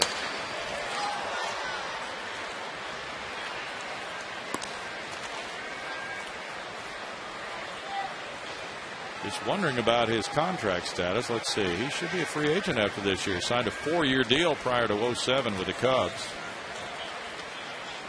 So that would make him available for all comers this winter. Yeah, I think that's part of the reason why he was desirable at the trade deadline. There wasn't a whole lot of money, you know. Did you just say away? Said something. Wasn't a whole lot, you know. Contractually. Line into right by Terrio, and Quintero takes it the other way for a leadoff single. Well done on that at bat.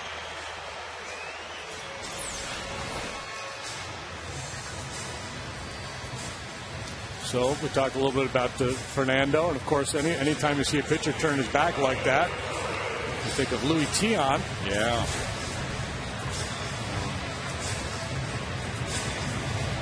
Lima used to drop that on you every now and then. Yes, he did. That's the first Astro leadoff man to reach. Bud Norris walked earlier. Bunting first base line. Loney tossing to Terrio, reaches out. 1 out. Let's go to Bart Ennis. Yeah, Brownie, these two teams play game 2 of this 4-game series tomorrow, and the first 10,000 fans in the ballpark will receive a Larry Dierker bobblehead courtesy of Reliant Energy. Also, tomorrow will be Dollar Hot Dog Day courtesy of Reliant Energy. So come on out, have a dog, celebrate Dirk. Go to Astros.com to get those tickets. Yeah, harmonica night, too. A lot going on tomorrow night. Dirk would embrace harmonica night. You know that's that. right Absolutely. in his wheelhouse. He might even write a song. With a Hawaiian shirt. Jason Bourgeois is 0 for 2. There's ball 1. Dirk will be out here for ukulele night. Oh, yeah.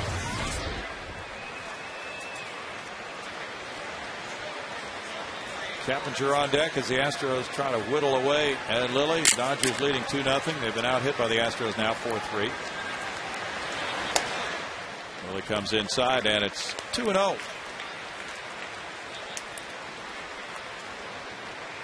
Got to be fun for guys like Michael Bourne and Jason Bourgeois to get together with the James Loneys of the world, all Houston products. Gone on to the big leagues. Jason, 28 years old now.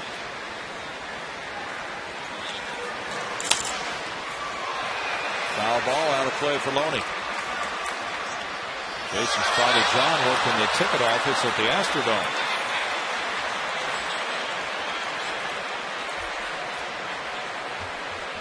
Other Houston area players, Craig Reynolds.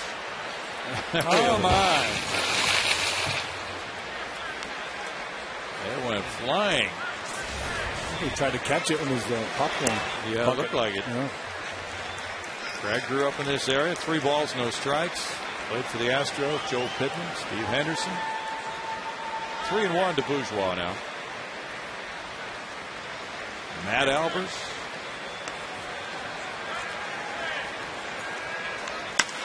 Fly ball out toward right center field.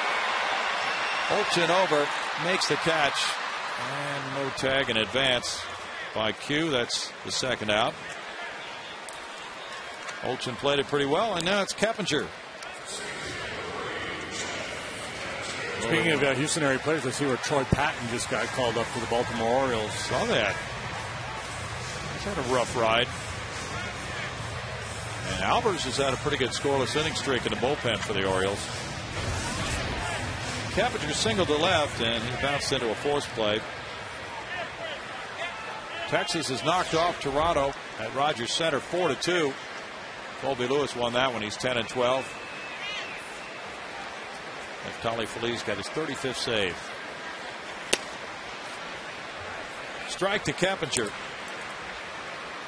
San Francisco at San Diego a little bit later. Matt Cain and John Garland.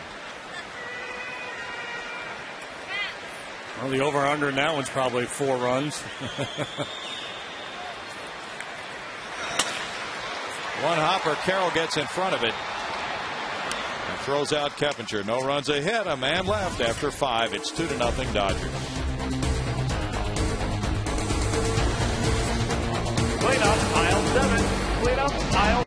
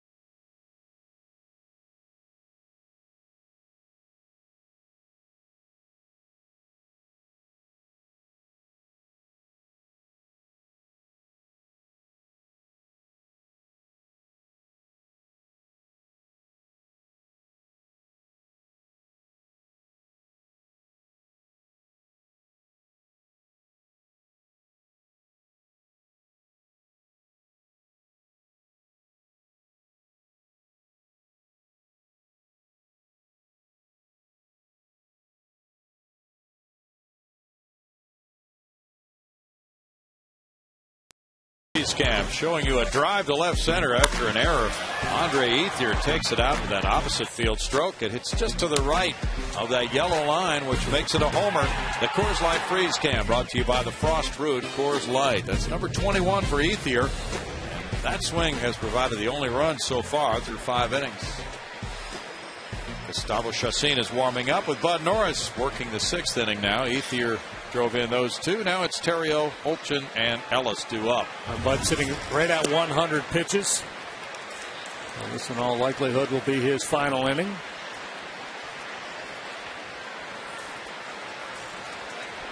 He's walked 4 and fanned 6. Ground ball there. Chris Johnson. 1 out. He lunged to his left to stop that ball from going into left.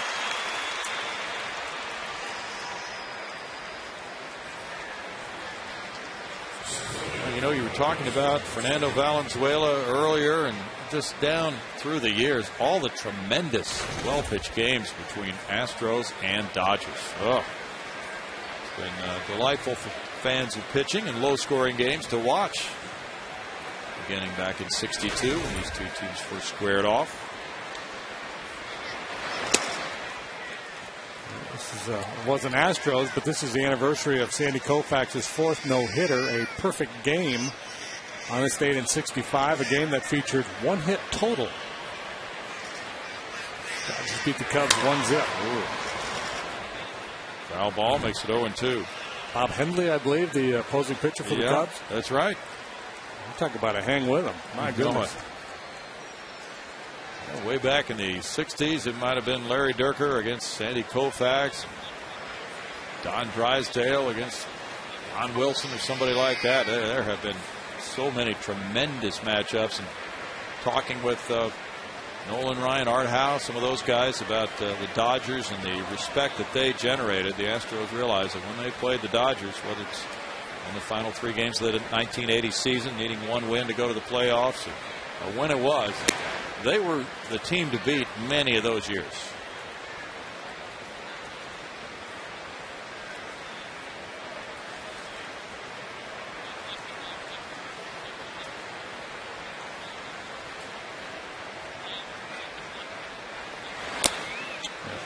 Good fastball. Shoot him up. 7 strikeouts. But I think the Dodgers, because they had a lot of success, because they're in LA, such a big media market too. There's a certain amount of animosity, is maybe jealousy is the better word. Because a lot of good teams around the league and good players feel like they don't get their due the way the New Yorks and the LAs of the world do. A.J. Ellis has walked both times. There's ball 1. Nolan Ryan pitched his 5th no-hitter against the Dodgers, with Dusty Baker making the final out on a grounder to Art Howe. Foul back. 1 ball, 1 strike. And just a lot of tremendous games between these two clubs. And talk about rookies of the year for the Dodgers. We've just mentioned a few. They had a run 5 in a row, I think, a couple times. I think they had a 5 and a 4. Okay. 2 balls and a strike. The likes of Steve Howe, Rich Sutcliffe, Steve Sachs, Valenzuela. Swing and a miss by Ellis, and it's 2 balls, 2 strikes. Then you had the whole Piazza Mondesi, that game. Yeah, that's true. Well, but if this indeed is his final inning, he's finishing with a flourish on some of his best fastballs here. And for Joe Torre, an interesting September here, JD. The first he said since '93, managing a club not in contention. And he's had 14 straight years managing playoff teams. Punch to right. Hunter Pence backing. On the track for out number 3. For the first time, Norris gets Ellis. That could be it for Bud. He's pitched a good 6 innings, but trails 2-0.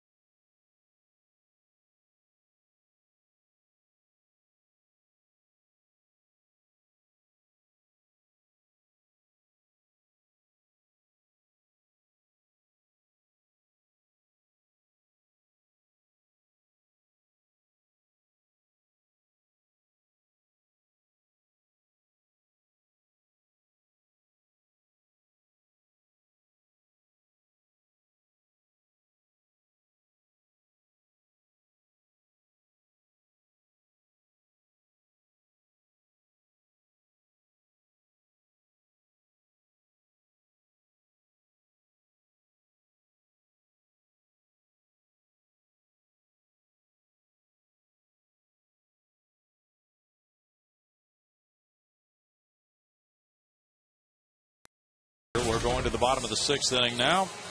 Jeff Blum received the honor tonight before the game, being the Astros Roberto Clemente Award nominee for 2010 for his tremendous work in the community.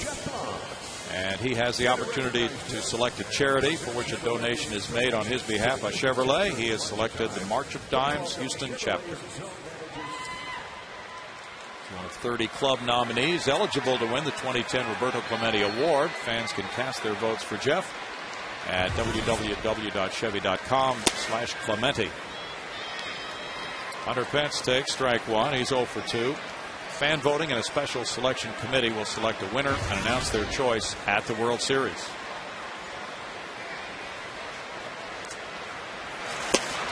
Hunter's out in front, and it's no balls, 2 strikes to a man with a 9-game hitting streak who's being severely challenged by Lilly tonight. Batting average against Ted Lilly coming into this game, .224. He's just a tough guy to center up. Well, he reached out and whacked one to left center to take that hitting streak to 10 games for Hunter on the 0-2 count. Take what you can get. Second leadoff single in a row for the Astros. Quintero led off the 5th with a leadoff hit. Goes back again down and away with a changeup. This time Hunter stays in the zone long enough to drop the barrel on it. 2-strike hitting. Now Lilly has surrendered 27 long balls this year. Carlos Lee would love to be in a spot to make it number 28. He's 1 for 2.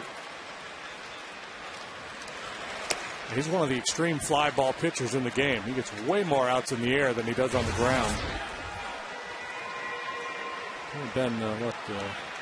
Keppinger ground ball is short in the 5th. Really the only ground ball out in the game. Just to count the bunt. Fielder's choice back in the 1st.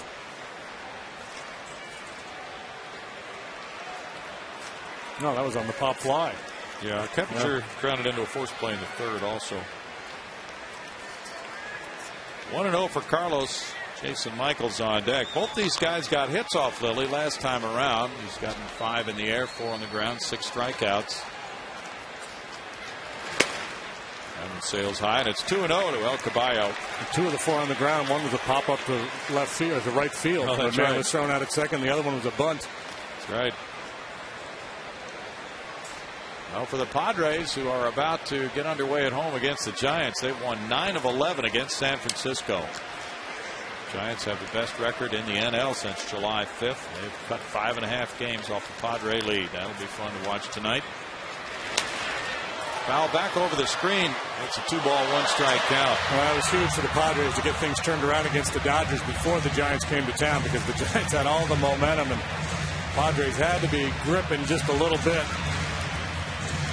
Would that losing streak get to 10? Did they lose 10 in a row? Yeah, they did. You know, they're one of the few first-place clubs to lose 10 in a row while in first place.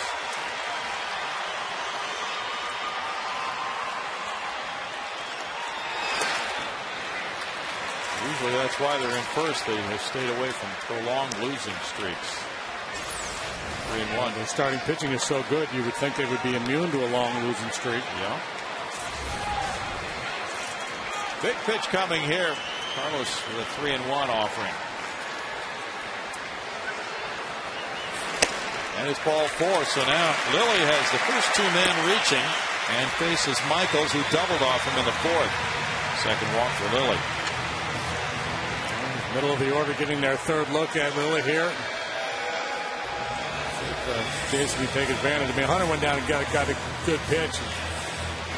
Flipped that changeup into left field. Carlos able to work the walk. The last pitch was at 89 miles per hour. Lilly's fastest of the game. He comes over to talk to Mitchell at 3rd. And Loney at 1st. Michaels struck out in the 2nd, then ripped that double off the scoreboard wall. Put a good swing on a high fastball for that double off the wall, and see if that affects Lilly's approach here.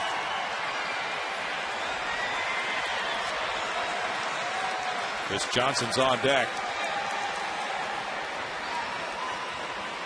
Loney's in tight. Michaels puts it in the air, and it goes to the right fielder, Ethier, who comes in shallow. One down. Chris Johnson has struck out swinging in the second and struck out looking in the fourth. And the fourth inning situation found him at the plate with runners at second and third and one out. Manziel is on deck. This game's all about redemption, Brownie. Oh, yeah. The man in air and 2 punch outs. Feeling like the GOAT right now, but you can be your hero with one swing of the bat. That's really the fun of it. See how players handle failure, because failure is a huge part of baseball.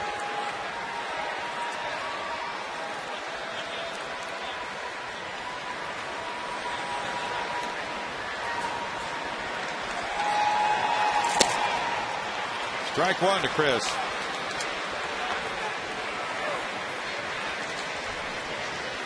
Two. Just put the 2 play on.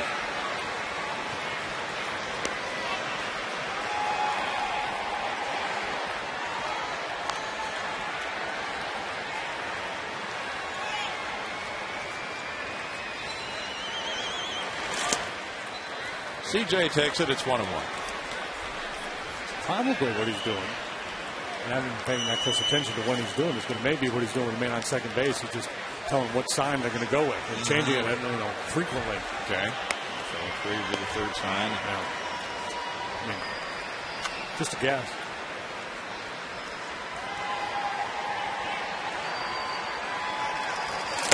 Johnson chases.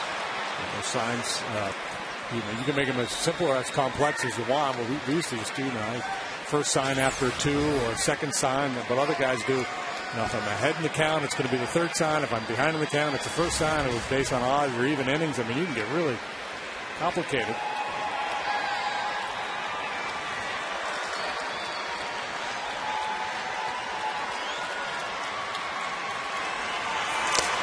Johnson fouls it. Still 1-2 to Chris. He's walked 13 times this year. He's in battle mode now, having punched out twice and now down in the count, 1 ball, 2 strikes. Not getting good swings at Lilly here. Just kind of hanging in there and hoping he can make something happen.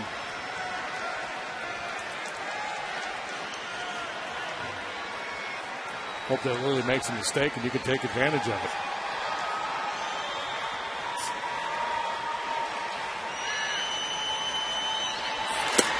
And it's way upstairs. 2 balls, 2 strikes. Hunter Pence took a couple of aggressive steps toward third base. He did. I thought he was going. It looked like it. As slow as Lilly is to home plate, he could probably get that bag, and Carlos could get a huge lead off of first base with Loney playing behind him and off the line. Carrios trying to cut into Hunter's lead by playing close to the bag.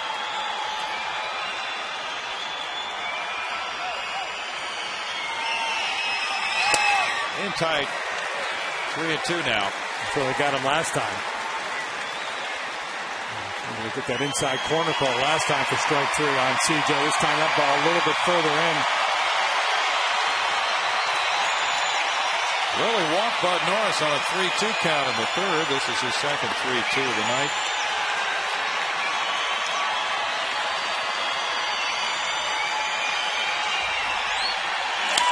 And it's grounded foul. Good battle here. St. Louis down Atlanta 11-4. Adam Wainwright goes to an 18-game winner. He's 18-10, beating Jair Jurgens, who's 7-5. Schumacher, Pujols, Rasmus, all homered. Rasmus hit 2. Derek Lee hit his 17th for Atlanta. 91 pitches into the game for Lilly. With those numbers, 0 under the runs column. Not uncommon for Lilly versus the Astros. It's been the norm. Out back. Good drama here in the 6th inning.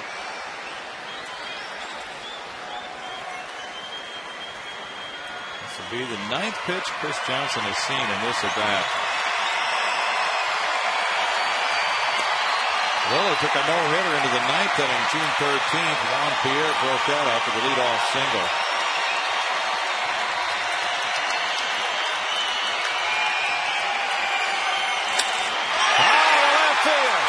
Johnson gets it. He gets it all. Way upstairs, a 3-run shot. That is redemption for CJ. Home run number 8. Wow. Wow. He's get on that one. Oh, my.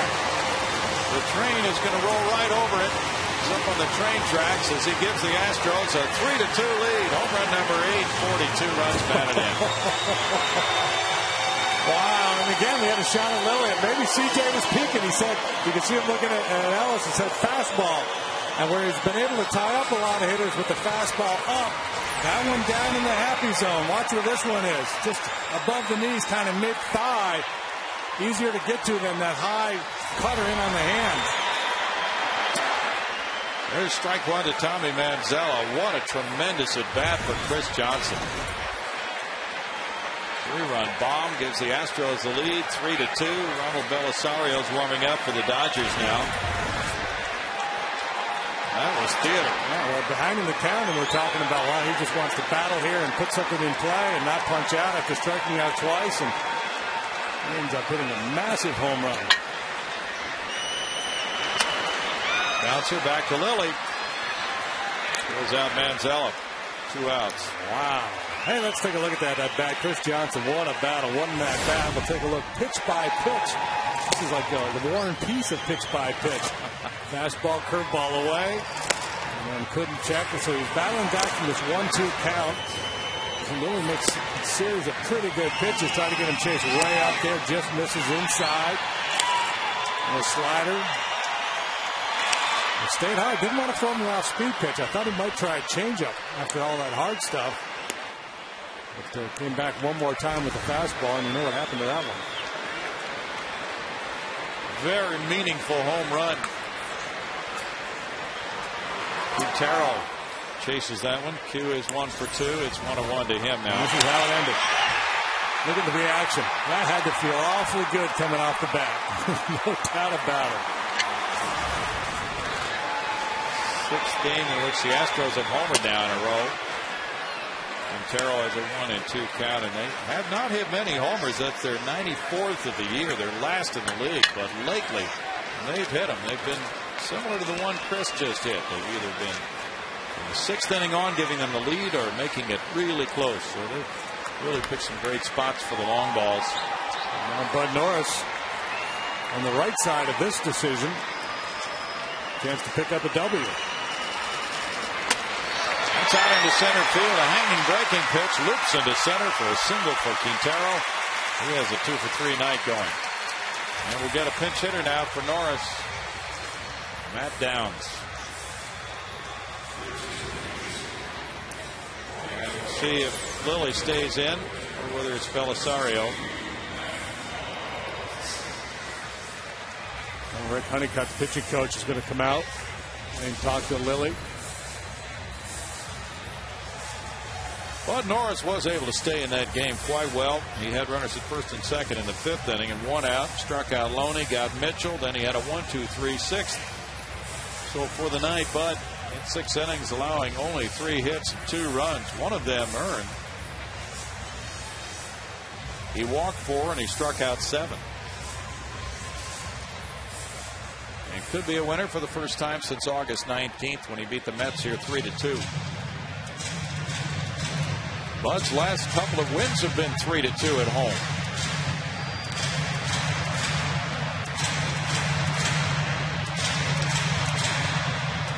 Matt Downs, the batter, hitting for Norris. Downs has had only 3 at-bats for the Astros and has 2 hits. Started one game, he got a pinch hit in another. There's strike 1, but had that start at shortstop in Chicago and handled himself well. 259 for the season, and he was with the Giants. He's had a total of 81 at bats this year, and overall as a pinch hitter he's 2 for 9 with 2 runs batted in. The Astros claimed him on waivers from San Francisco. Norris threw 115 pitches in his 6 innings, 66 for strikes.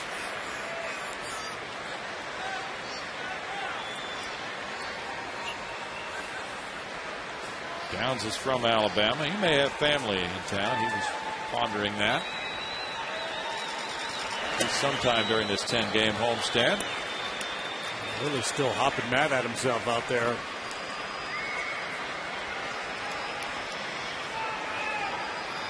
Downs got the start at shortstop on Monday in Chicago. That was his first start at that position in his major league career. Yeah, that's tough when you give up a home run like that after a long battle and you've given up the lead to bear down, stay in the game. It's only a one-run game still, but there's that deflating feeling after the Johnson swing. That's the challenge, to turn the page, because you're so frustrated that you made the pitch. And as soon as he leaves your hand, you go, oh, I'd probably like to get that one back. And then when it leaves the bat, you're pretty well convinced you'd like to get it back. 2-2. There are no mulligans out there on the mound. No do-overs. 7 straight wins for Lilly against the Astros since the 05 season. That's a full count on Downs.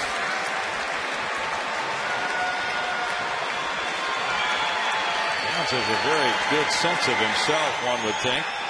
36th round pick in 06 from Tuscaloosa, Alabama. He said, I was a low round pick. I moved around, played different positions just to get my at-bats.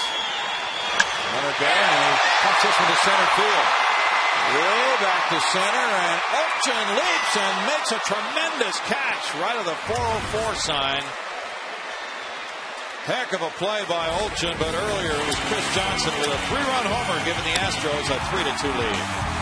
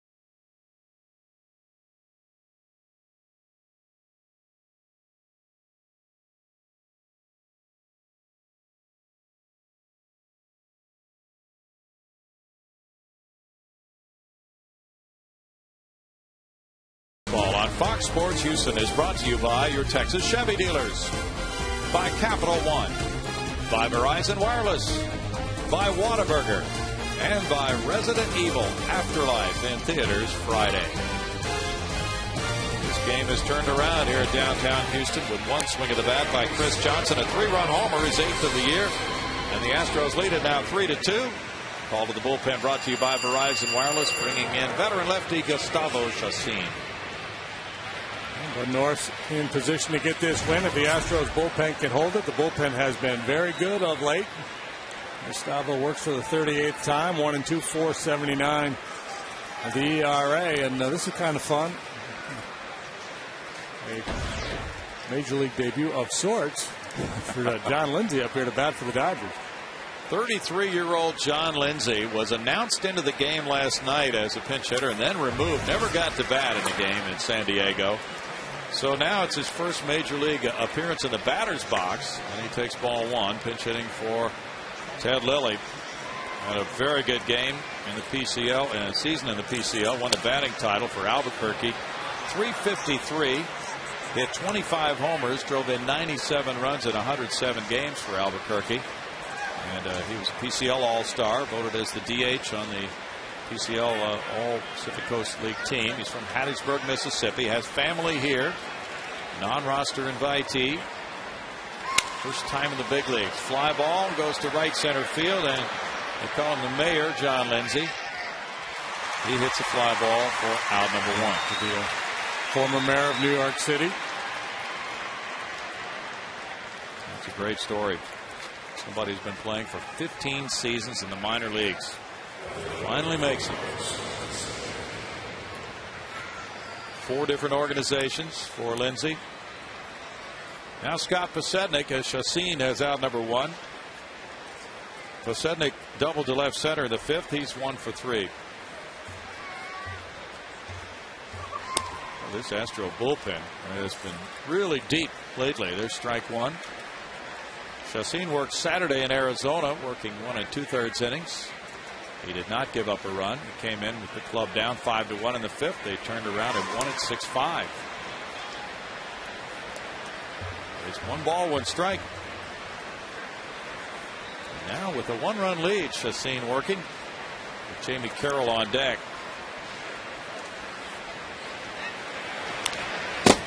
It's a foul ball. It's that play we were talking about earlier with Posednik. Check out this effort. Hello.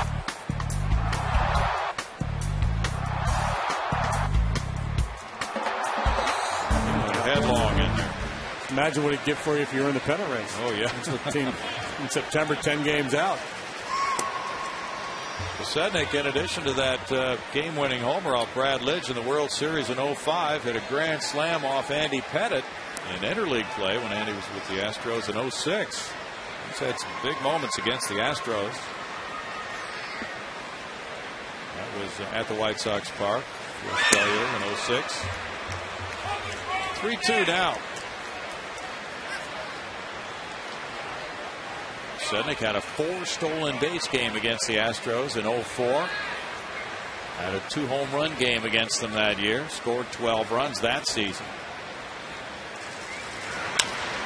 He pokes that one foul. Back in 03, he had a 405 on base average against Houston with a 606 slugging percentage for the season series. It's Mark Melancon warming up for Houston. Jonathan Broxton for Los Angeles. Posednik hit the home run off Brett Myers in Kansas City for a lead in the 7th inning this year. Now he draws a walk. Walk number 5 for Astros pitching. And Jamie Carroll glances down at Larry Boa, third base coaching box. Carroll is 0 for 3, reaching on an error and scoring in the 1st. Posednik with 35 steals this year. He's been caught 15 times. One of those big dramatic home runs. He only has 41 career home runs. 9 against the Astros. Yeah, what's up with that?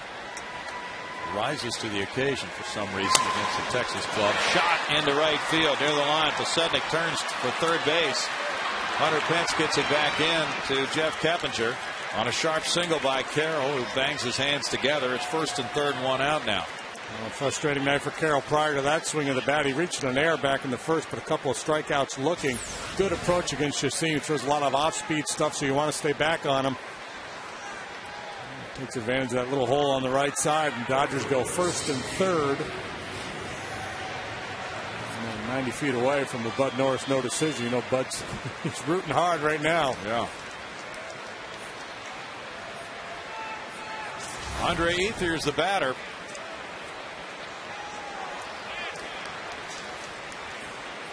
Hit that 2-run homer his first time up. He has walked twice since then.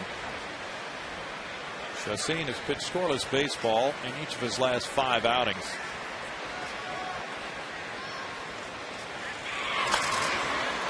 Foul back, strike 1.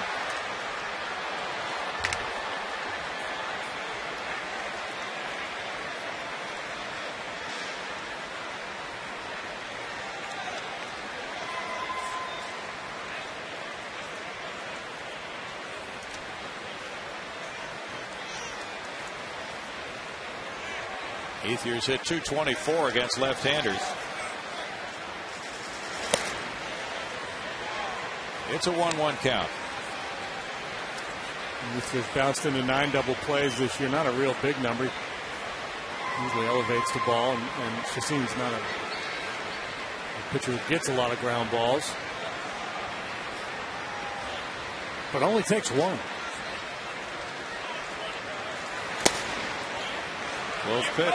It's 2 balls and a strike.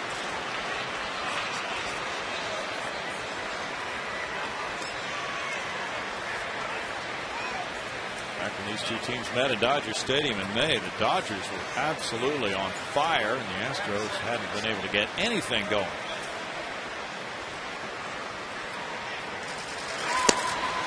Swing and a miss makes it 2-2. The Dodgers were 20-8 in the month of May.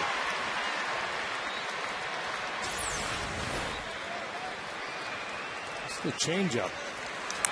Well placed. Los Angeles had won 9 in a row, with the Astros 2-game series being the last 2 on that 9-game winning streak for the Dodgers.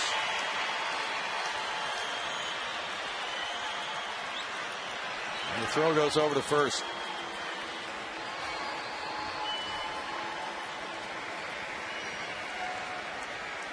Giants got a run on the top of the first at San Diego. Freddie Sanchez drove in the run for Matt Cain against John Garland.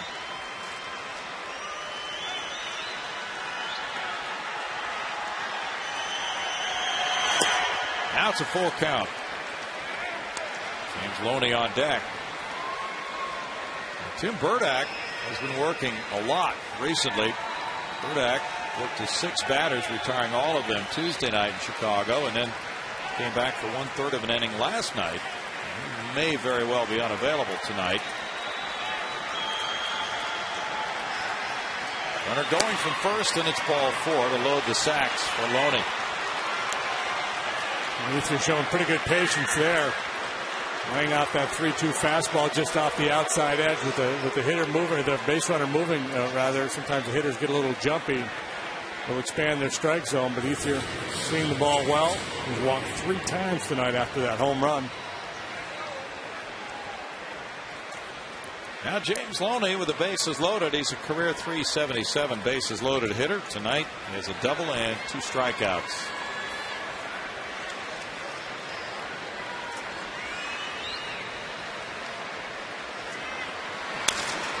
Loney fouls it. There's strike 1 to James.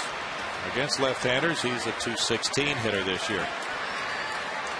With .259 on base average, .304 slugging percentage. Wes Mitchell's on deck.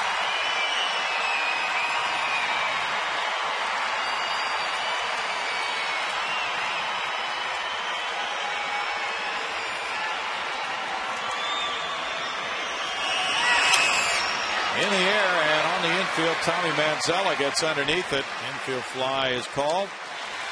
2 outs. This poor Mitchell kid, man, he's been under the gun all night long. Yeah, it came up in the 3rd inning with runners at 2nd and 3rd, made the 3rd out. And in the 5th inning, runners at 1st and 2nd, he made the 3rd out. Right-hander ready for Brad Mills. And Mitchell, we'll wait to see who comes out of that Houston bullpen. 3-2, back in a moment.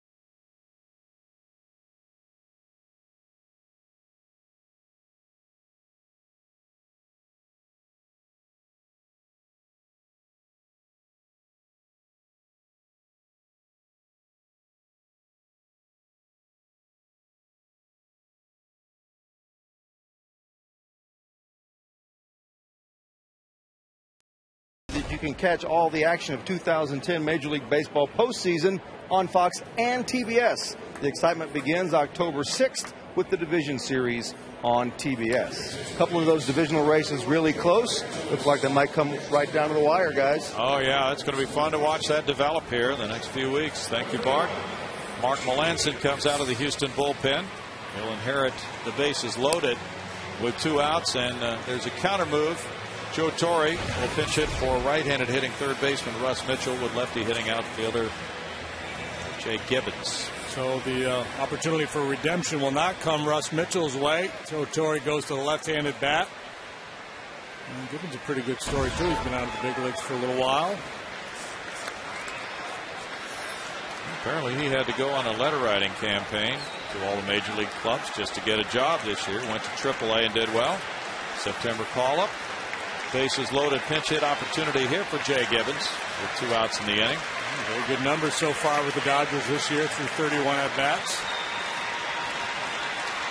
3 for 13 pinch hitting, and he looks at strike 1. So Charlie just paid a visit. Gibbons has had 31 Dodger at-bats with 10 hits, including 3 homers. And prior to this stint, last played in the big leagues with Baltimore in 2007.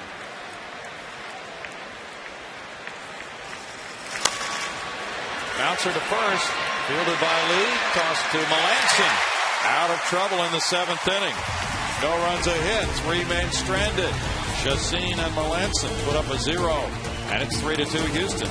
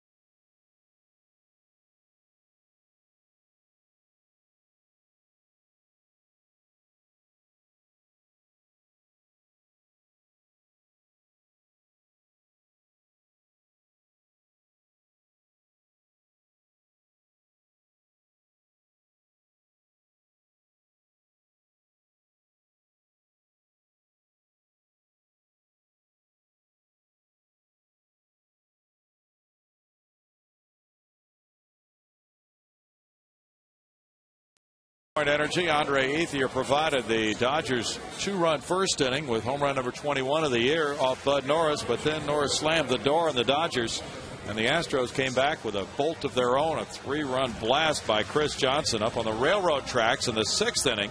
That gave the Astros a 3-2 lead. The Dodgers threatened in the top of the 7th, loading the bases with 1 out. But Chacin got Loney, and Melanson got Gibbons, the pinch hitter. Now we go to the bottom of the 7th inning. Chin-Lung Hu takes over at shortstop for Jamie Carroll. Hey, I thought Hu was on first. Well, Carroll has moved to third, with Russ Mitchell leaving for the pinch hitter. I don't care. Jonathan Broxton, the former closer, all-star for the Dodgers, has fallen on hard times here in the second half, so he's lost that job. Puts him in the game in the 7th inning against Jason Bourgeois, who's 0 for 3. He still throws hard, though, 96 miles per hour, ball 1. And Broxton has 22 saves this year. Yeah, but he's blown 6 or 7 of them. Batting average against is significantly higher than it was last year. help him any. Ball 2 is high. 2 balls, no strikes. Ted Lilly in 6 innings allowed the Astros 7 hits, 3 runs. He walked 2, fanned 6. 22 saves, 6 blown saves. Not a real good percentage for Broxton. Last year he had 36 and blew 6 all season.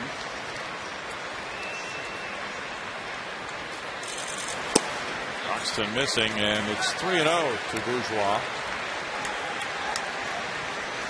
Jonathan is 26 years old. He's from Augusta, Georgia. 2nd round pick of the Dodgers in 2002. Big man. Listed at 290 pounds. And there's a 4-pitch walk to Bourgeois.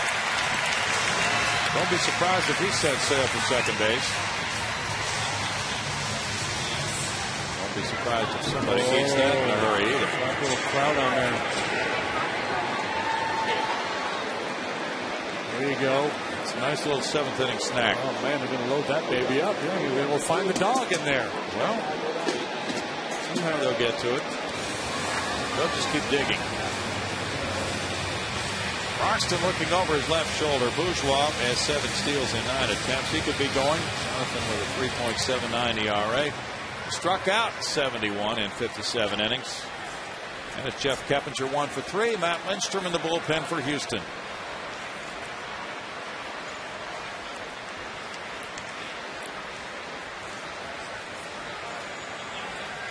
Bourgeois going. A throw from Ellis is there, and he got him. There had been 40 consecutive steals against the Dodgers until that one. Ellis throwing out Bourgeois. Ellis got a good pitch to handle, a fastball right down the heart of the plate. Keppinger taking all the way to give Bourgeois a chance to steal the base, and Ellis came up big for the Dodgers. Made a good throw. A little bit of a late, kind of an upright break there from Jason. And slides right into that throw. Yeah, it looked like he was spinning his wheels a little bit. Not have been able to get the traction. Keppinger taps it up the line at first to Loney. 2 outs for Broxton. Hunter Pence will follow.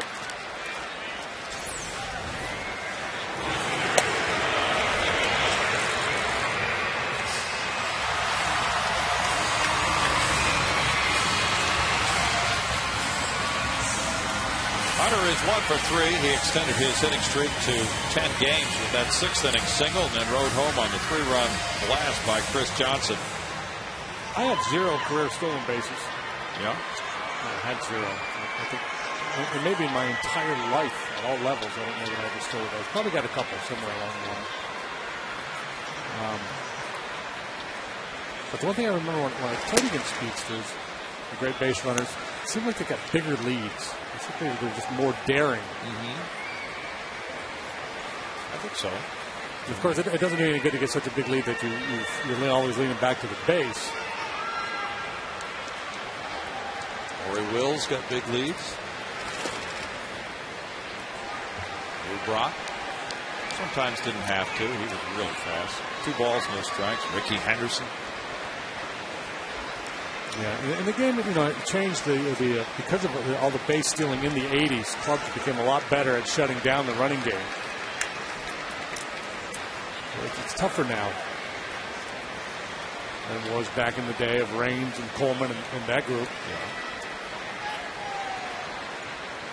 Joe Morgan got pretty big leads. Hunter takes it. It's 3-0. That was back in the days when the Reds at Riverfront Stadium had that dirt cutout around the bases. An artificial turf. And usually Joe would have the left foot in the dirt and the right foot would be on the turf.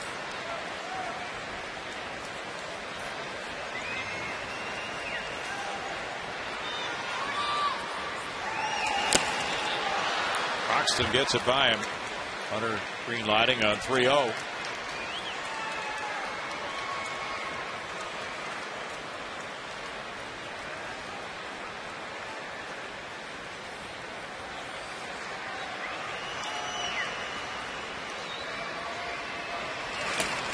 And it's ball 4. Hunter Pence walking. Base for the 2nd time. 2nd walk for Broxton. Number 4 for the Dodgers.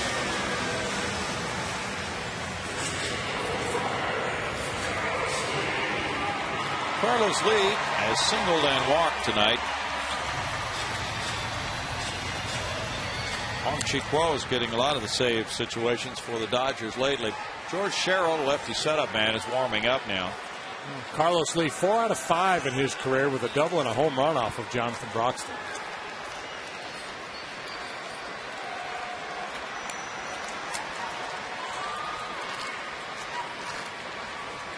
Broxton moves to first. In May, Broxton had a dozen saves. That was the most in any one month by any pitcher in Dodger history.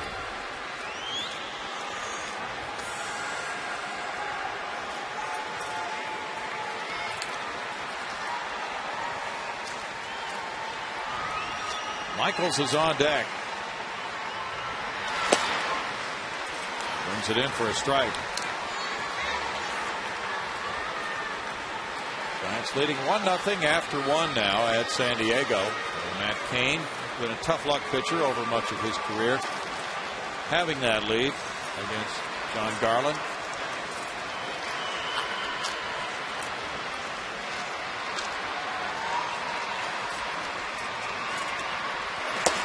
Giants have gotten Tim Lincecum squared around in recent starts, but Barry Zito has been slumping. 1-1. Zito pitched pretty well the other night in Arizona, but not well enough to win. He got beat by the Hudson kid, the same kid that we saw. Yeah, Daniel Hudson. Dandy, yeah, he sure did. Broxton gave up 4 runs without getting an out August 12th against the Phillies. 1-2. People who have been writing about him say he has not been the same since he gave up 4 to the Yankees in a 48-pitch 9th inning, June 27th. 48 pitches in 1 inning for a reliever. He throws close to 100.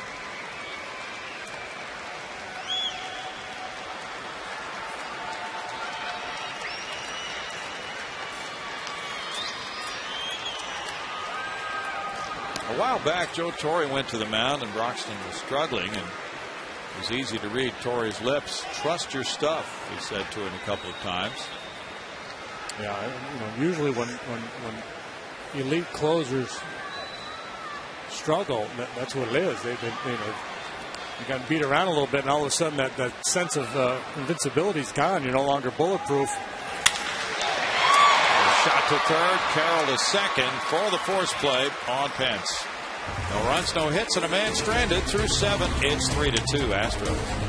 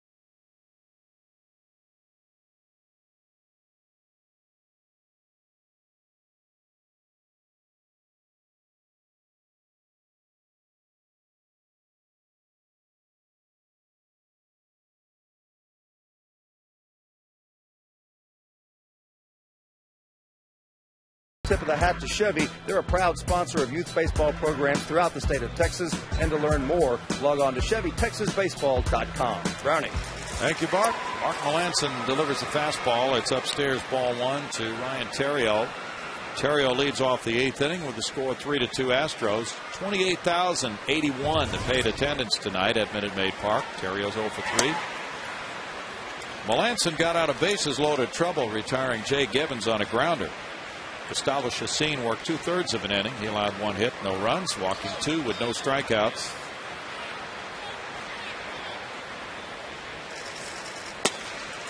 That's in for a strike, and it's 2-1. Freebie there. Theriot taking all the way. 2 balls, no strikes, trying to work his way on.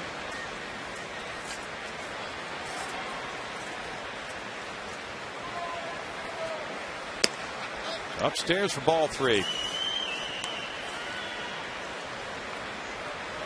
Theriot's hit just 2 home runs this year. 1 with the Cubs, 1 since joining the Dodgers. Last year hit 7. A bunch of them early in the year. Kind of characteristic. Maybe just trying to shoot the ball the other way. He draws a leadoff walk. Theriot with 18 steals in 27 tries aboard, and it looks like Matt Kemp is coming up to pinch hit for Trent Olchen. Astros flirting with disaster all night long here. That's the 7th walk they've issued, and yet they've only allowed 2 runs, and none of those walks have factored into scoring. It is the talented Matt Kemp pinch hitting now. 252, 22 homers, 74 runs batted in for Kemp. As a pinch hitter, he's 1 for 2 with 2 runs batted in. Casey Blake is on deck. Catcher spot due up next. Ellis.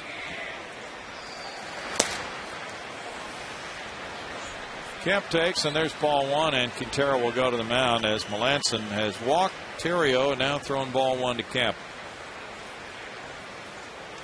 Kemp did not start. Casey Blake did not start among the Dodger regulars. Rafael Furcal also on the bench, available for Joe Torre. Fred Wallace has taken over at first for Carlos Lee.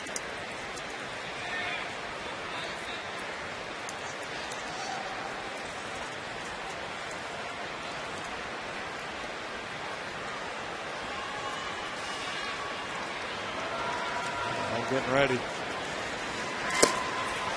Kemp looks at it. That's another ball, and it's 2-0.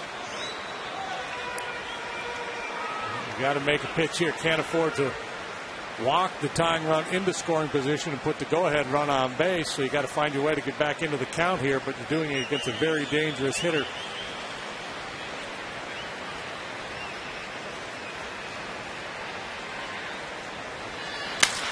Fly ball to right. Hunter Pence waiting.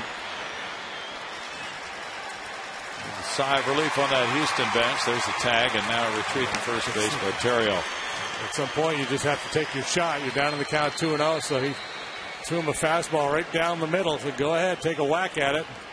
That's the difficulty of coming off the bench. Tough to be in the rhythm of the game, and Kemp just laid on the fastball. Now Casey Blake coming up to pinch hit for the catcher Ellis. Blake, who normally plays third base for the Dodgers, give them another long ball threat here off the bench. He's hit .259 with 14 homers, 58 runs batted in, and 444 at bats. As a pinch hitter, he's 1 for 5.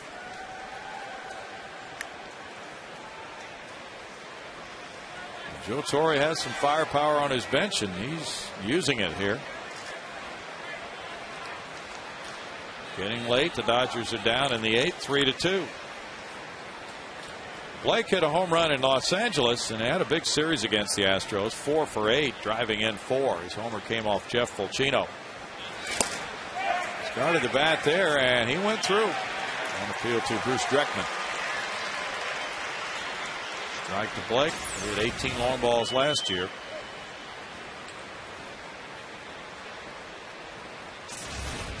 Casey, now 37 years old, came up with the Blue Jays organization. Then he was with the Twins, Baltimore, Cleveland.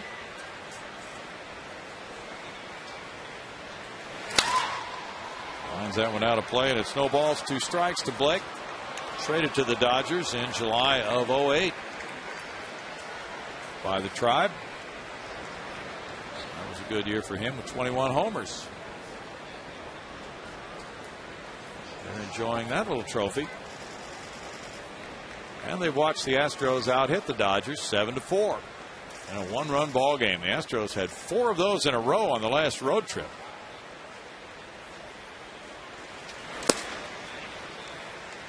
Blake looks at ball 1. It's 1-2 to Casey. Melanson's come into some very tight spots. Brad Mills not at all shy about the way he uses his relievers. Mark already has 2 wins since joining the Astros in August. He got one Saturday in Arizona when they came from behind to win it 6-5. Runner going. Here's a throw from the knees of Quintero, not in time. And now we'll see if we get batter's interference. We do, as Blake is called for interfering with Quintero on the throw, and Q is grimacing as he walks off the field slowly. So it's a strikeout, and Terrio is called out on the batter interference by Blake. We're getting in the way of Quintero's throw. That'll do it for the top of the 8th inning with the score 3-2 Astros.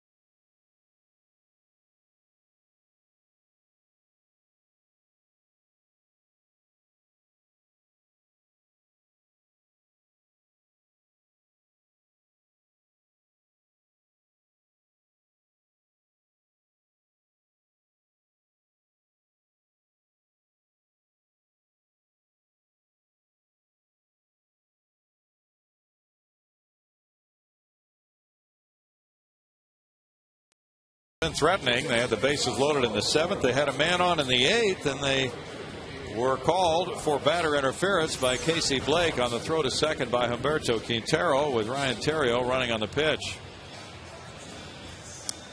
Yeah, I'm not sure where the interference came. Let's take another look at it. Did the bat, when it spun around behind him, catch Q in the hand before he made the throw? But the first couple times I looked at it, I didn't see anything. Right, but apparently it did. Yeah, he was grimacing as he walked off, so something was hurting for Q. And it must have been the hand catching the bat. So that's a double play ruling. And Quintero's gone up to the clubhouse. Let's see if we can see it.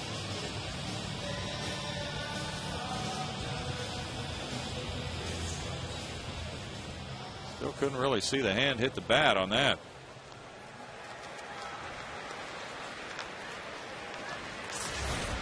But Gary Darling was a whole lot closer. Now here is Kenley Jansen with Matt Kemp taking over in center field. 3-2 Astros. Jason Michaels the batter. The size of this man. Another big horse coming out of that Dodger bullpen. Broxton about 295, throwing 96 miles an hour. This big kid can rush it up there in the mid to upper 90s. Michaels to left, soft fly ball, being chased and caught by the left fielder Pasednik. 1 out. Well, Barajas catching, and a 6'6" Jansen, 22 years old from Curacao, comes in for the first time against the Astros. Coors Light provides a cold hard blast, and let's look at the swing of a third baseman who's really made quite an impact in the second half of the season.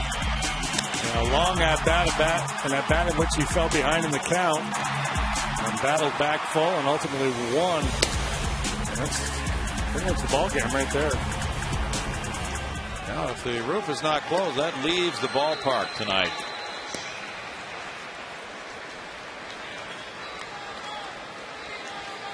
Ball one to CJ. And the fastball had some good life to it. 1 ball, 1 strike. Jansen has allowed just a 158 batting average. 9 hits and 57 at bats. Struck out 4 at Milwaukee August 26th. He got a save in his second major league appearance July 25th. His Dodger debut July 24th. He was recalled from Double-A Chattanooga. They're going 4-0 there with 8 saves. And his major league numbers look really good. And 27 strikeouts in 16 2/3 innings. Not much of an adjustment period for the big guy. No. Fastball, and Johnson strikes out for the 3rd time tonight. But you were talking about the redemption theme, and that's what he got in the 6th. It's kind of a neat story tonight that the guy who made a costly error and punched out 3 times is the hero. One swing of the bat. Kenley Jansen is a former catching prospect. It's only his 2nd pro season as a pitcher. In 08, he hit .227 at Great Lakes. It's interesting that you say that. Because as I watch his delivery, I didn't know his backstory, but I said he looks to me like a guy who came to pitching late. He's very mechanical. Like, okay, you haven't pitched much. Here's what you do: you put your hands here, you step there, and it's all very robotic. Probably not the right term, but very systematic.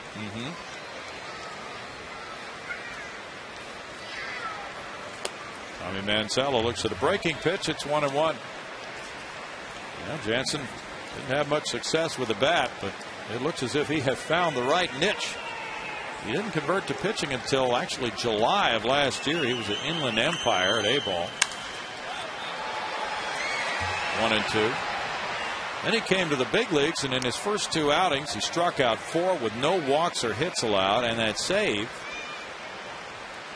He had a scoreless streak of 7 innings over 7 appearances, the most scoreless innings in Dodgers history at the start of a player's big league career. And in those 7, he struck out 11, allowing 4 hits and walking 2.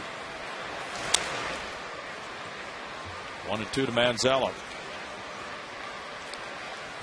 Last year, he was the starting catcher for the Netherlands in the World Baseball Classic. How about that?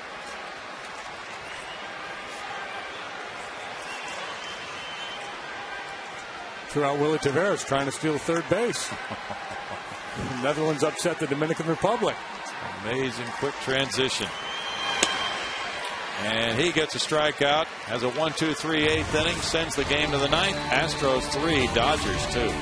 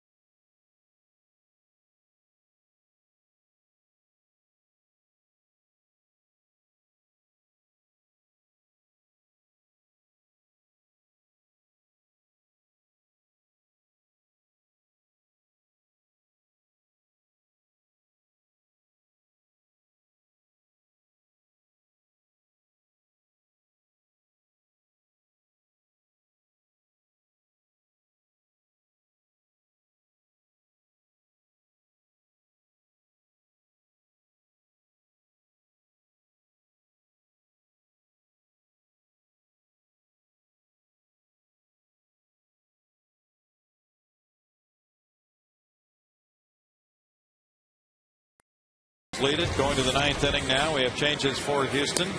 Michael Bourne is among them. He is the center fielder now. Jason Bourgeois has moved from center field to left field. And the closer comes in. Brandon Lyon will be pitcher number 4 of the evening. And Lyon is on a roll. He has taken that closer's job and run with it. 13 of 14 in saves. The blown save occurred very early in the season when he was a setup man. So essentially has 13 consecutive saves.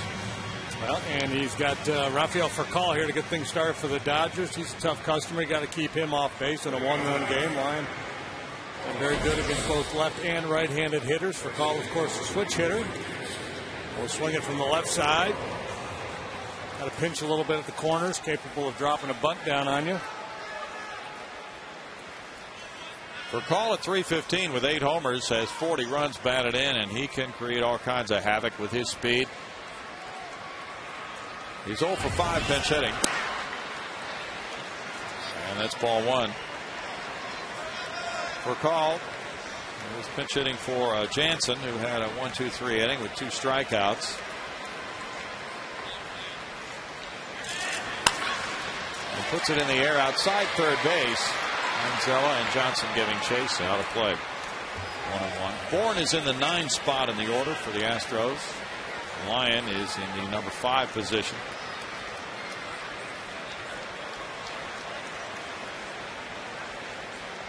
Furcal had a nice series in San Diego, going 5 for 12.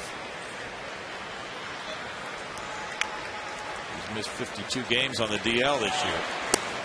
He's had some health problems the last couple of seasons. When healthy, he's one of the better leadoff men in the league. Wallace at first base, tight to the line. Johnson likewise at third. Don't want to give up any extra base hits. And almost clipped him on the foot. 2-2. Where the Astros line up for Furcal. Furcal, an all-star this year, 32 years old. Came up with the Atlanta Braves, signed as a free agent with the Dodgers in December of 2005, much to the Braves' anger. They thought they had a deal with him. In tight. 3-2 now.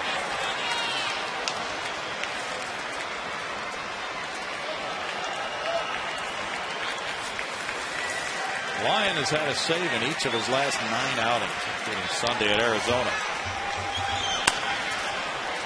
To Hopper, goes to Keppinger. 1 out. Yeah, Astros relievers have really done a number in recent games. Last couple games, total of 6 shutout innings, and that has been extended here tonight. Melanson went an inning and a third, gave up no hits, no runs, had a walk and a strikeout. Posednik has been on twice with a double and a walk.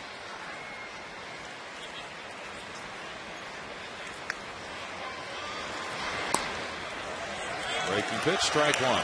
That's really been the key for Brandon. He's been throwing strikes with all of his pitches. The cutter, the two-seamer, the curveball.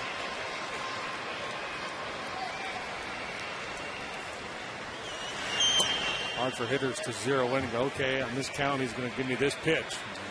Very unpredictable and command of all of them. It goes in and out very well.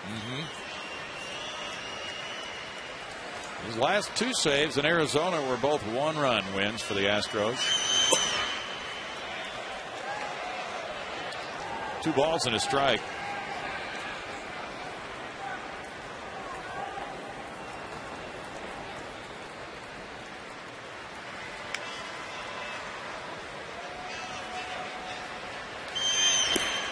And in the dirt, it's 3-1 to Posednik. Jamie Carroll's on deck.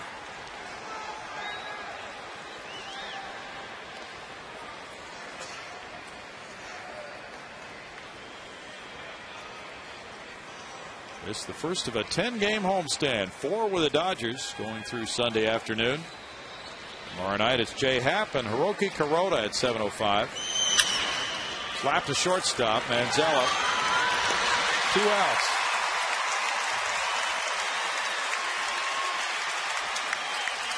Now Jamie Carroll has had a frustrating night. Got a hit in the 7th inning. Nice line drive single to right. He's 1 for 4. And these Houston fans have watched the Astros really play good baseball. 30-20 since the All-Star break. With the best ERA in the National League in that time, 3.39. Carroll have to try to spoil it here in the ninth with the Astros fans hoping for a line out to end it. Ball one with Ethier on deck. Yeah, obviously you want to be aggressive with Jamie Carroll. He has not yet hit a home run this year in 324 at-bats. The Dodgers' most dangerous hitter on deck. 1-1 for Lyon. Trying to nail it down for Bud Norris' 7th win.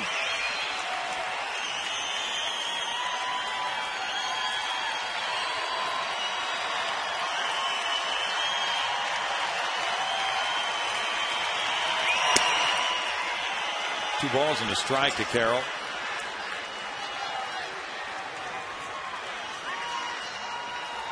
Astros have won 14 of their last 18 at Minute Maid Park and 21 of 30. 3 balls and a strike. Detroit beat the White Sox 6-3. Rick Porcello the winner over Gavin Floyd.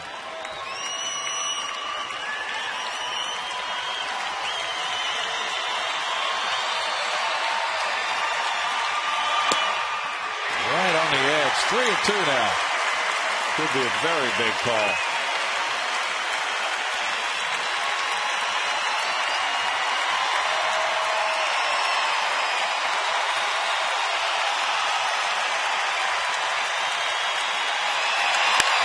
Fly ball left field, going back into left center field. Bourgeois with a running catch.